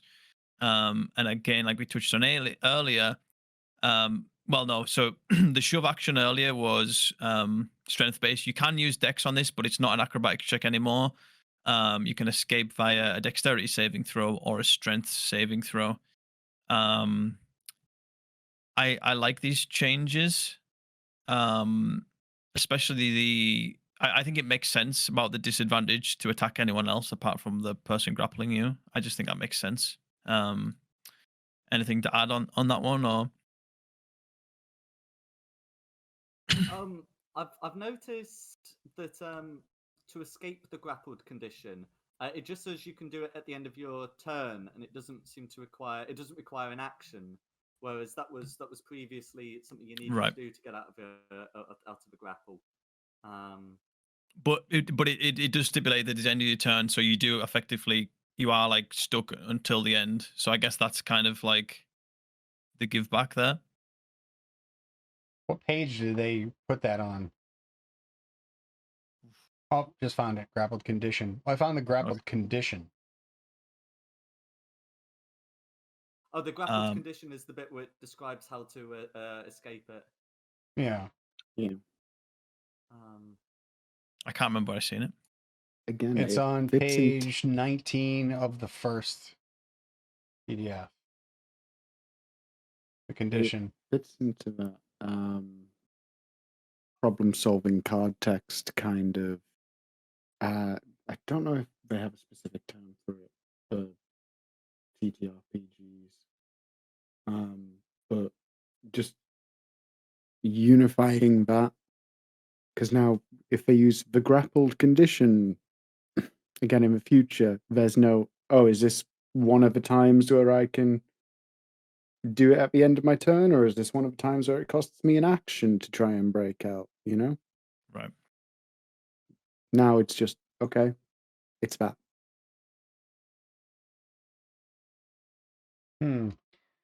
Yeah, I don't know how I feel about that as well. That means, as far as I'm concerned, that seems like it's a free action for somebody. Being somebody who has studied martial arts since he was 15, I can tell you right now, if somebody grapples you, it's not a matter of like, I'm just gonna slip out.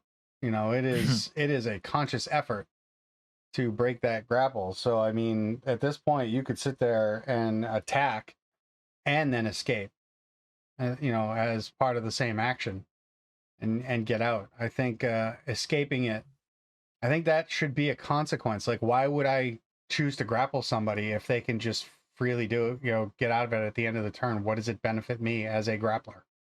That's a good point. A mobile creature can also take the disengage action, which doesn't require movement, and then it's at the end of the turn. That'd be after movement, so they can't do that. But yeah, they can still make their attacks.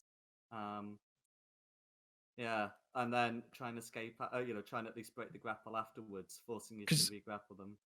I don't have it pulled up, but is there a stipulation on movement? Because like, your speed is 0 and you can't move, and then if you get out of it on the end of your turn, it's the end of your turn, so you can't move either. Right. Oh, I suppose you could hold an action to move, and then if you break the grapple, move, but that will provoke technically, an attack, which could. Well, I don't think you can. I mean, that would be something that you allowed them to do, to move as an action, as taking an action, because generally if you're taking the ready action, you have to stipulate a condition, and the action that it's going to replace, essentially just turning it into a reaction. So like, as a ready action, I'm going to attack something if it comes into my range.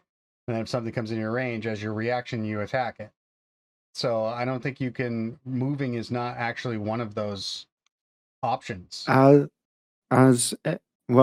you could say as a readied action, can I prepare the dash action? Yeah, yes. I think in that case, assuming the grappled condition ends on me this turn. True. But again, a readied action. Yeah, a readied action technically happens outside of your own turn. Correct. Yeah. I believe. So I guess you could. Worded right, I guess you could.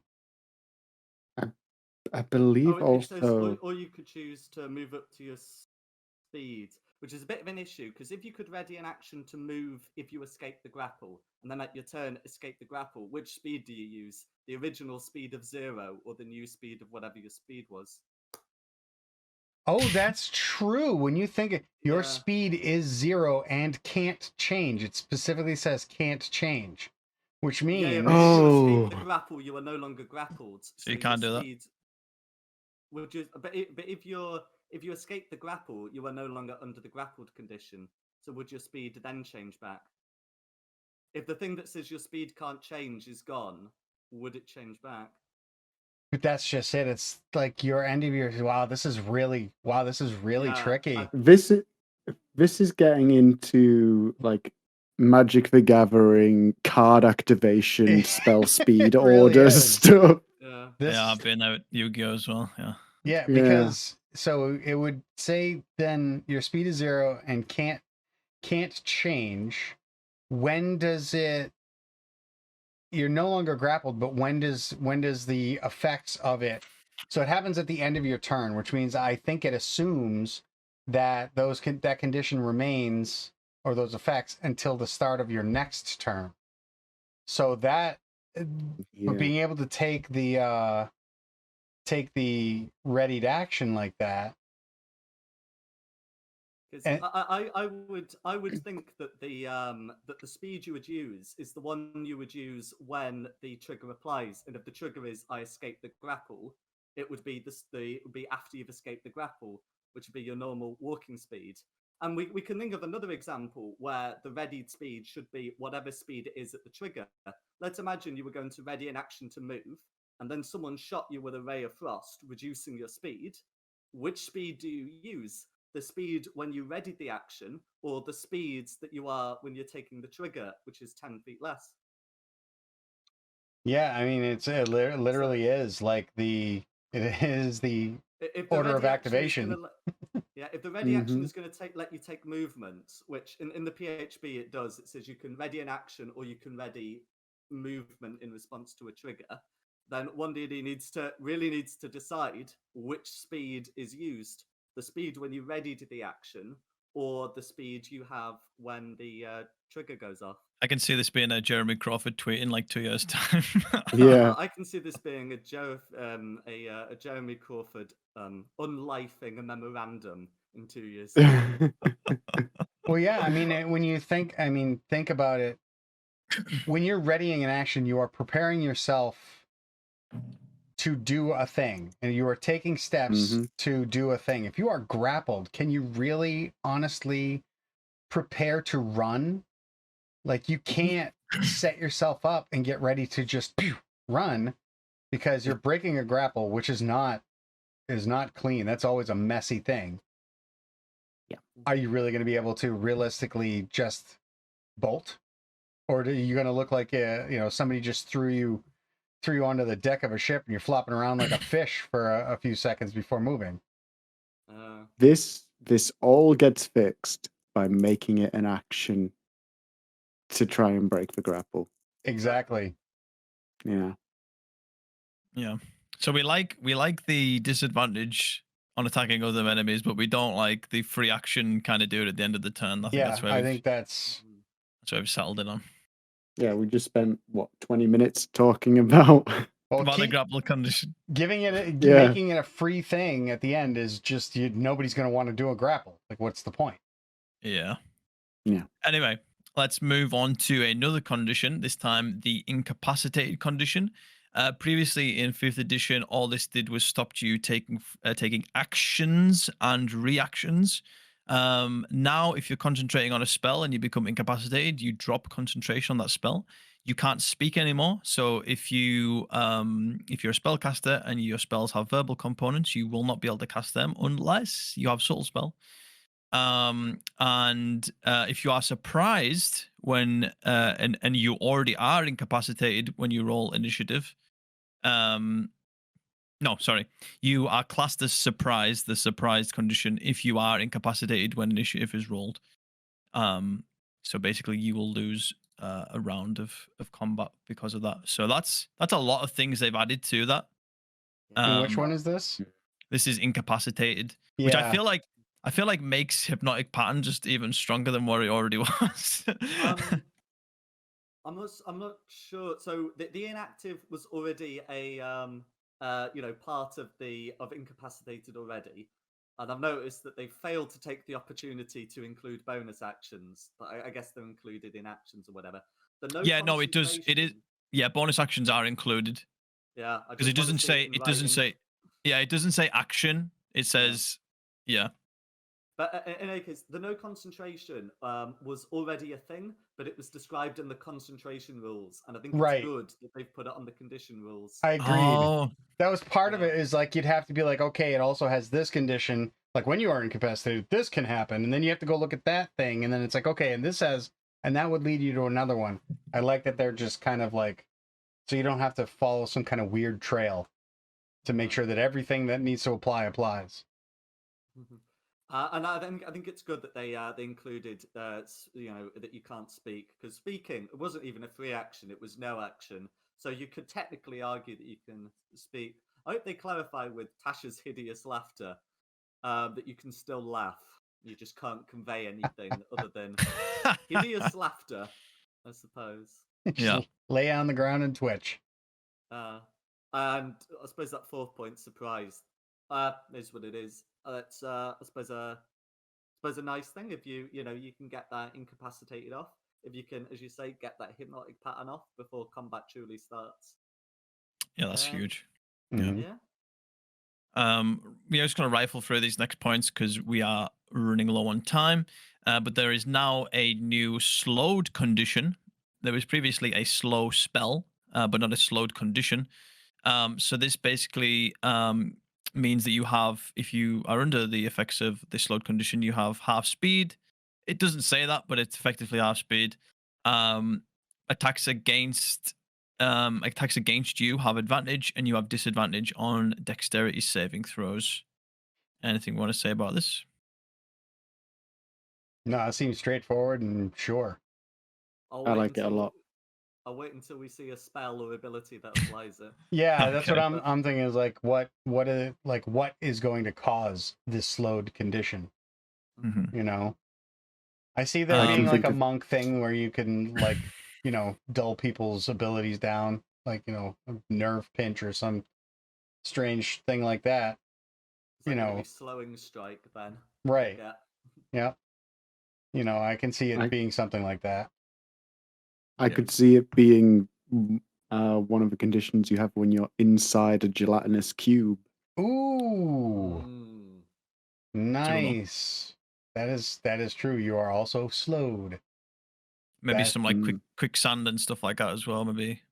I don't Shit, know. Yeah. shit. If they don't put that in there, I'm gonna throw that in there because that's good. Yeah. Next thing, just to kind of touch on this, they have now categorized spells into spell lists. There is a arcane, divine, and primal spell list. We've kind of touched on these through some of the other stuff that we talked about. The arcane one is specific to wizards, sorcerers, artificers, and I couldn't find where it actually said it, and I put warlock in question mark, but someone can confirm that. But the divine one is cleric and paladin, and the primal one is druid and ranger.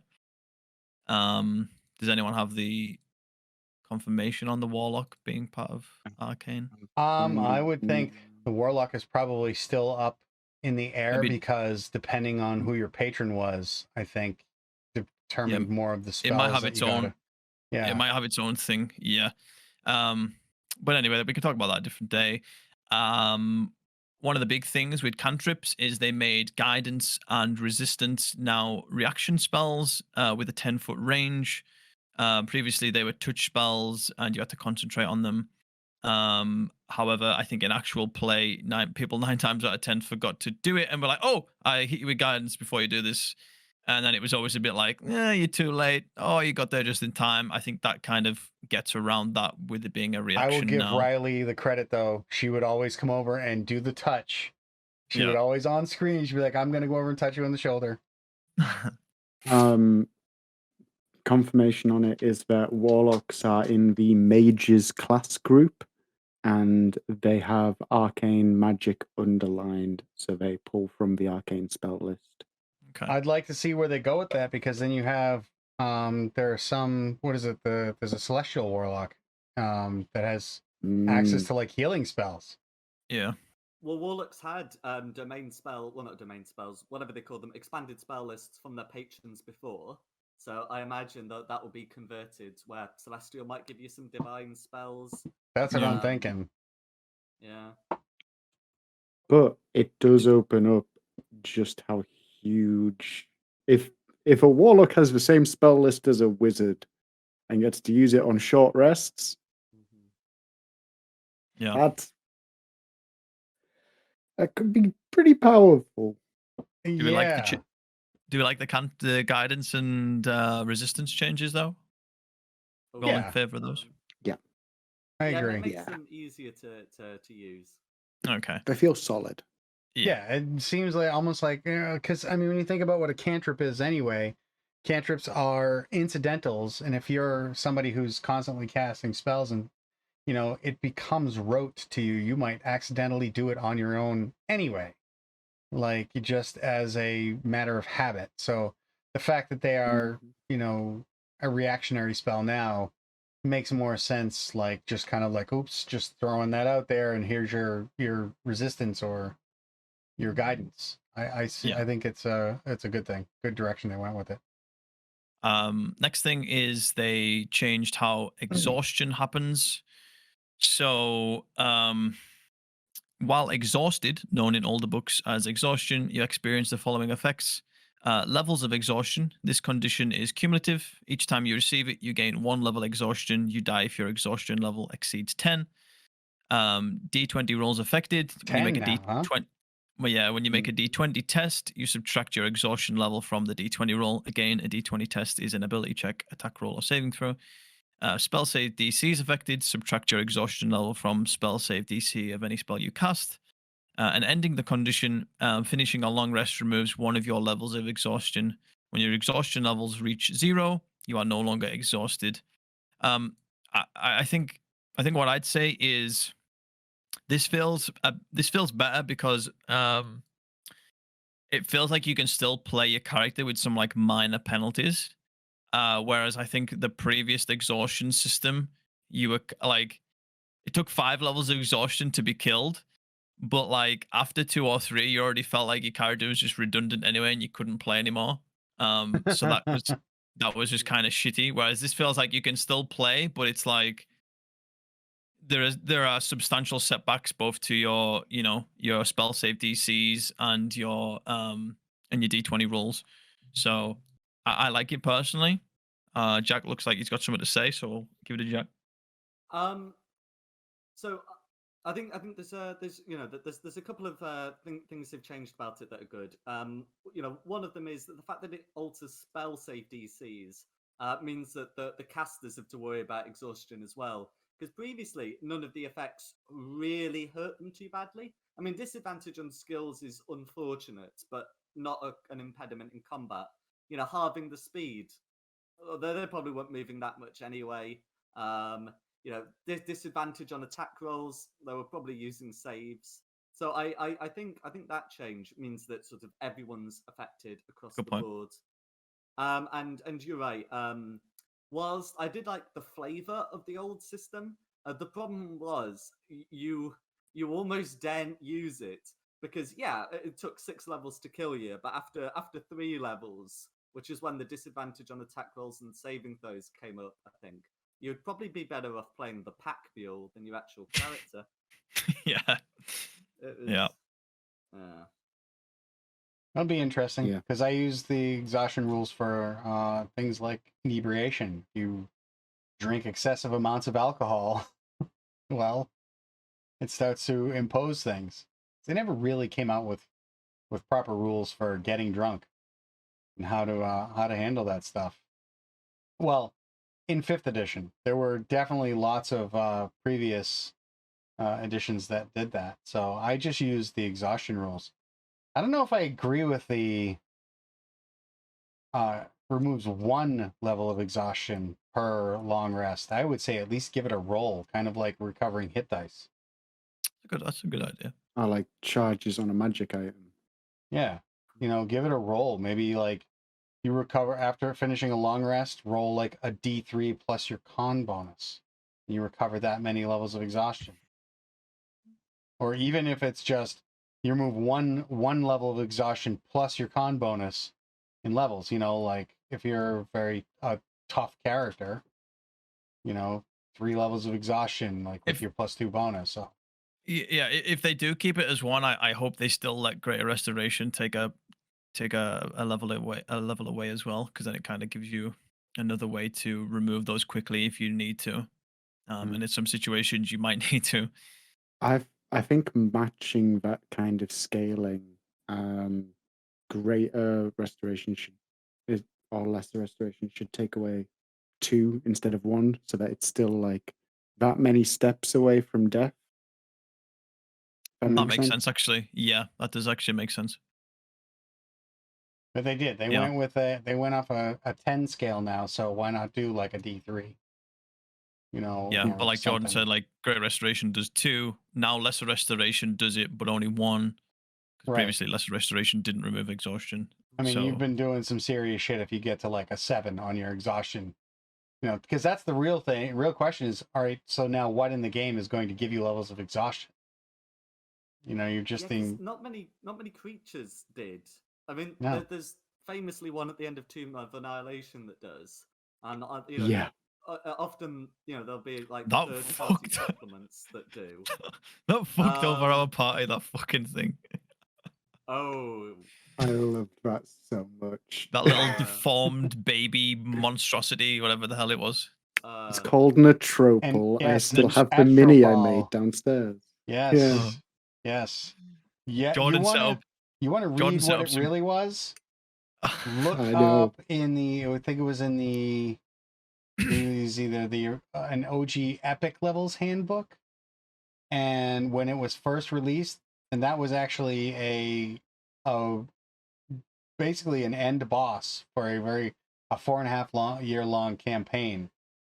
But then again, it was a lot more powerful. It was like, I think it was like equivalent to like a level 25 character back when it was first released. So it's. Yeah, it says in 3rd edition, its challenge rating was 30. Yeah, it was something ridiculous.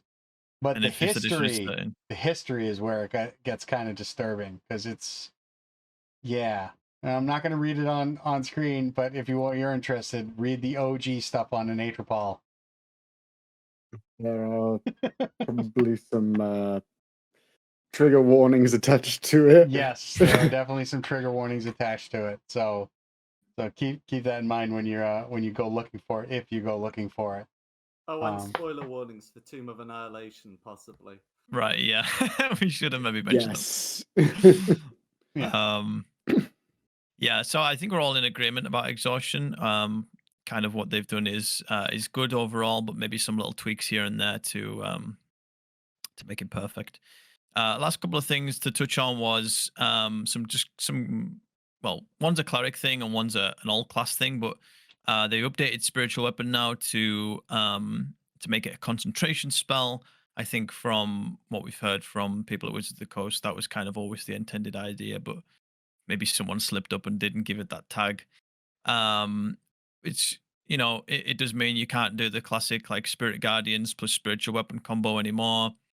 It is what it is. And the other thing I wanted to bring up, you can go back to that if you want to talk about that, but was when they released the cleric class, they basically told us that subclasses that were granted at level 1 and 2 are no longer going to be a thing. Yeah, everything's at 3. Every subclass now is going to be at 3rd level, and we don't need to dive in too much in specifics to the cleric, because we can do that in another one. But how do we feel about any of those two things spiritual weapon and then the subclass thing. Spiritual weapon, I think, actually probably deserved it. It was a little bit on the OP side, for clerics. Every cleric would take it for that reason, so it became a must-have for every cleric. And just having that out there, not having like it have concentration, and it does force damage. That's a little bit, I think it should be something that they have to concentrate on, that they're directing this weapon to attack and things like that. It makes sense. Yeah. So you can tell that it was supposed to be. So I think that's good. And having classes pick everything at level 3, it's standardizing things across the board. It makes sense. People are like, well, paladins, how they're supposed to have their oath and this and that and blah blah blah. Well, maybe there is a period of time before they take their oath where they're actually becoming a paladin. They're embracing what they're becoming. Like they haven't taken their vow yet. So yeah, I do think it encourages starting at 3rd level anyway, because I feel like if everyone that you're playing with has D&D experience, there's no reason in my mind in 5th edition, never mind 1 D&D, to start at level 1 or 2. Like, it just makes sense to start at level 3, because then you can factor in that subclass flavoring in your backstory, whereas you couldn't do that if you were starting at level 1. You know what I mean? I do periodically like to start at level 1 though. No. I like it. I like having that feeling super small and vulnerable. When you get to level 3, it makes you feel like you've earned level 3, not that you just wrote a story about it. Plus I'd never start brand new players off at level 3. No, that's I'd why I start said them off like at level 1. Yeah. But go on. It does feel good to start at level 1 sometimes, like from a DM perspective, from a player perspective. It just does. There's that started from the bottom, now we're here kind of feeling. No, I get that. There's definitely swings and roundabouts. I do think these new subclass changes to all level 3 nerfs multi-classing, especially hexblades, because everyone in their mothers would just take a hexblade dip and reap the rewards and never return to warlock. And you could abuse that with some of the cleric subclass stuff as well. Yeah. I'm just looking at the new cleric leveling table next to the new bard leveling table and next to the new rogue leveling table. Mhm. They've almost completely standardized the progression of abilities. So 1st level getting class specific thing plus spellcasting if you get spellcasting. 2nd level class specific, 3rd level subclass, 4th level feat, 5th level class specific, 6th level subclass, 7th level, so on and so forth. Yeah. To the point where you can very easily now use that kind of template to build your own class very, very easily. That's and a it good point. be matching that power level. Yes, that is true. Jack? Yeah, I mean, I do miss the domain at 1st level, but I think it's a necessary victim of standardization. And you're right. A good number of campaigns will start at 3rd level anyway, so it's not a major issue, and at least they get a chance to specialize a bit earlier at 2nd level. That's I mean, that's probably something more for discussing the priest class, the cleric class in depth. Yeah. But there's something they get to do. If anyone else has anything else to bring up, speak now. I've got nothing. Okay, well, go on, Jack.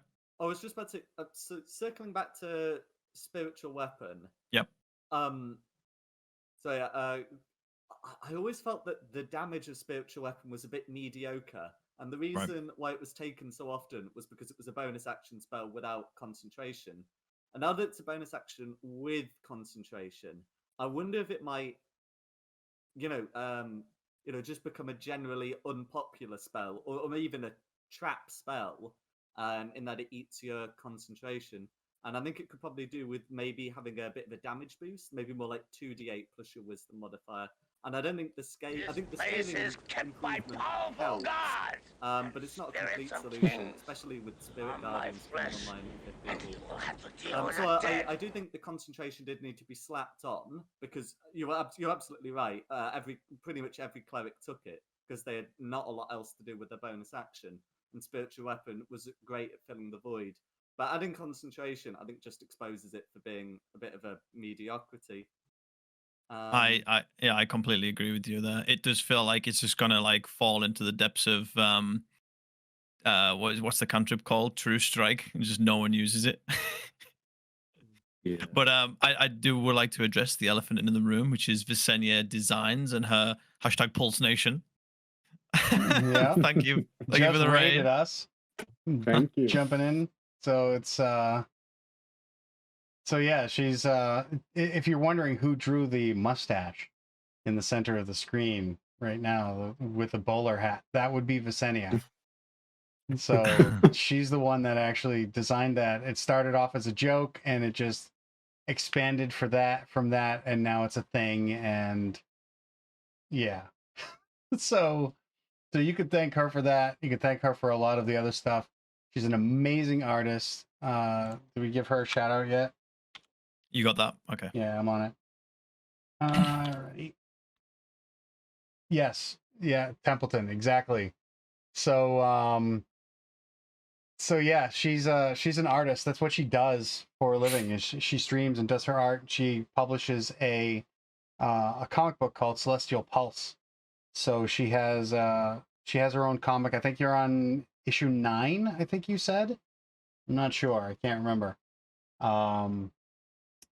But yeah, she drew and created a VTuber avatar for her character in my game, in the Friday Night Pirates game, and it's amazing. You see the work that she does is just incredible. And I've taken her on as my Padawan, and I'm teaching her how to dungeon master, because she wants to turn her comic books world into her own homebrew campaign setting and run D&D games on it. So I have begun intensive training on teaching her how to build that world and run games for it. So yeah, it's been a lot of fun. And I have to say though, Vess, it's awesome that you jumped in and joined us and hung out, but we are actually wrapping up at this point because I still have to stream the game tonight, which you will be a part of. She's actually in my my game tonight. Yeah, we're gonna be game's still on. You didn't think I was gonna not have game, did you? No. So yeah. So yeah, we've been this was I actually really like this. This was a good roundtable. It's really good to get a like different points of view, especially with 3 dungeon masters that seem to have like very differing styles.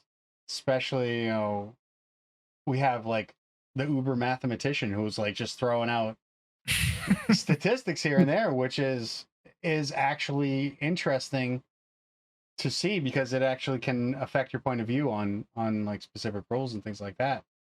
And I think it was a really interesting perspective. So I think we should definitely do more of these in the future. Yeah, you guys are up for it. Absolutely. Yeah, I mean, I appreciate all three of you guys' insight, and like you said, it's different perspectives and different takes, and that's why I thought this was going to be good, because I knew that was there already. I just, not to gas Jack even more, but I love his mind, and he brings things to the table that you wouldn't think about, and I think that is important when you're designing a game and you're making changes to the rules and things like that. So thank you, Jack, but thank you all of us, thank you all of you, and thank you, Matt, for letting me kind of host this and do my thing. Yeah. Well, I mean, sitting here, we have almost 60 years combined experience as dungeon masters. So that's a lot. Just put that out there. I mean, you're 2/3 of it, but That yeah, way to call me out. Thanks. I see how that goes. But yeah, I think I'm gonna keep the Cumbrian saying what's the crack, Marra. I think that's gonna I'm adopting that wholeheartedly as this little podcast stream thing. That's what it's gonna be called. What's the crack, Marra? And it's going to be a Tip of the Hat Productions. See that, Visenia? I actually went along with that. That's now going to be Tip of the Hat for these talks. And I still have to get you. We still have to talk about the rights for that picture. So I have to send you that money. So we'll work that out as well. But yeah, I think that's it for us, guys. You guys, it's getting late over there at this point. It's what, like 10 o'clock? Just after 10? Yeah, about that. Yeah. So let's call it here, shall we? Thank you guys for, showing up, shooting the shit, talking D&D, because I'm a huge nerd and I love all things nerdy and D&D. If you guys want to give it a little bit of an outro, why don't you guys plug because you have ats at the end of your names. So if you want to plug it, Jordan, we'll start with you. You have your Torn Cube Gaming. So tell people about that. Yeah. So I mostly just stream Pokemon and Minecraft and a couple of other things. But this year I am planning on starting to do some D&D content on that channel. So should be fun. That be something Sammy is involved in? Quite possibly. We may or may not be running a Spelljammer based campaign. Ooh, so it's going to be an actual campaign. You better open up some time, because you're going to have a lot of reading to do when Sammy sends you his character's backstory. Oh, don't worry. That's most of session 0 is dedicated to reading Sam's backstories. Oh, you were able to read it in a single session 0? Oh, that's impressive. What was the final word count on yours, Sammy? Oh yeah, Jack and Jordan didn't get anything close to what you got. Yeah, mine was what over, was it? Mine was over 10,000 words. Yeah. He handed me basically his university thesis. Yeah, it was longer. It was literally longer than my dissertation. Yeah. So yeah, he was a little bit involved with his character's backstory.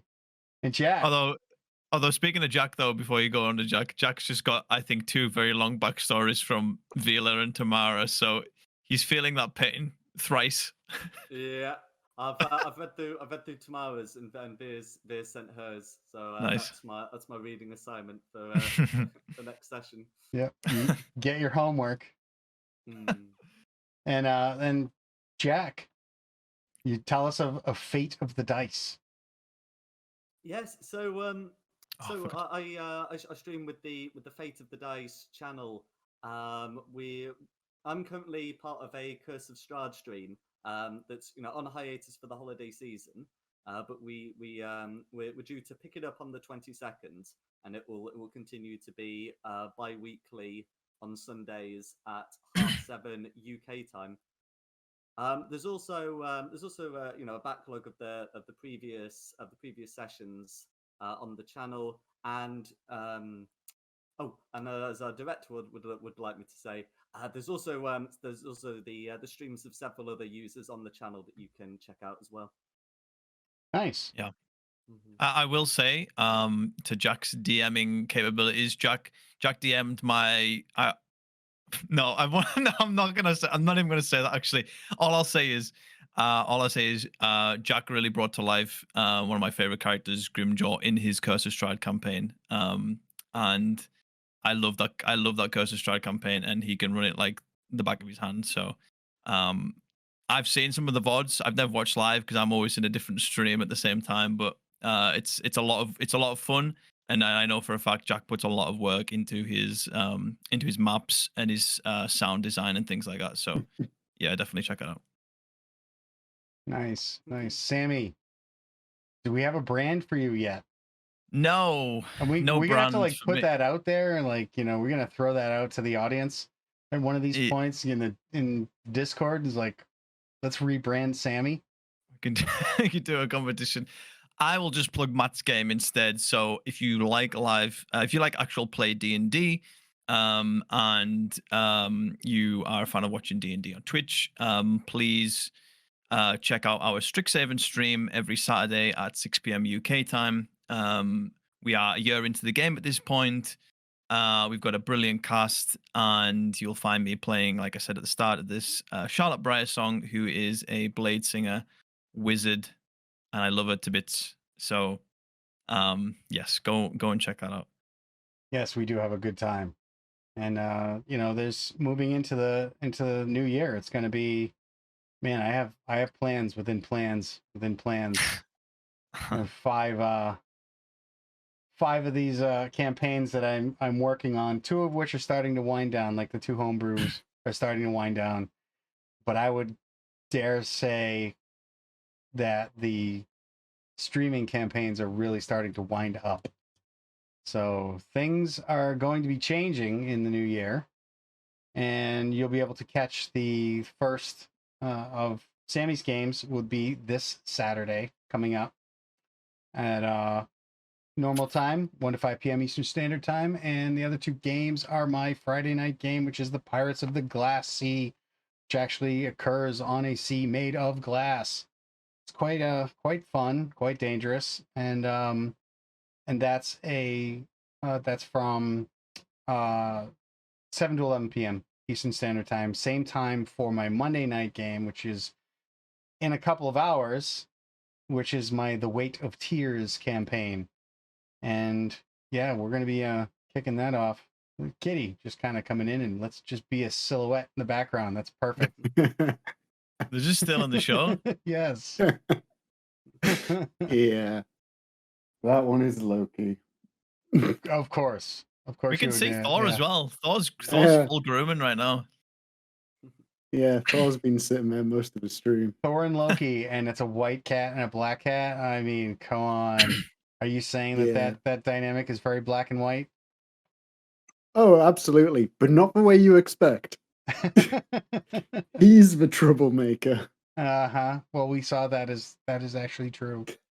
It's all Thor's fault. But you guys, thanks for coming tonight. Thanks for hanging out with me. Thanks for all of you guys out there in the audience for hanging out. I hope you got some insight into the new upcoming future of Dungeons and Dragons, which, if you ask me, looks pretty bright. I like the direction that they're taking it. So we'll see where that goes. Either way, I'm going to be here for it because, well, my whole brand is right now focused on Dungeons and Dragons. So I'll still be here. But yeah, again, thanks for coming out. Thanks for the raid, Bess. I'll see you tonight. Same with you, Moira. I see you out there. And I guess we can sign off. Say, Yep. Have a great night, guys. Thanks for coming. And we are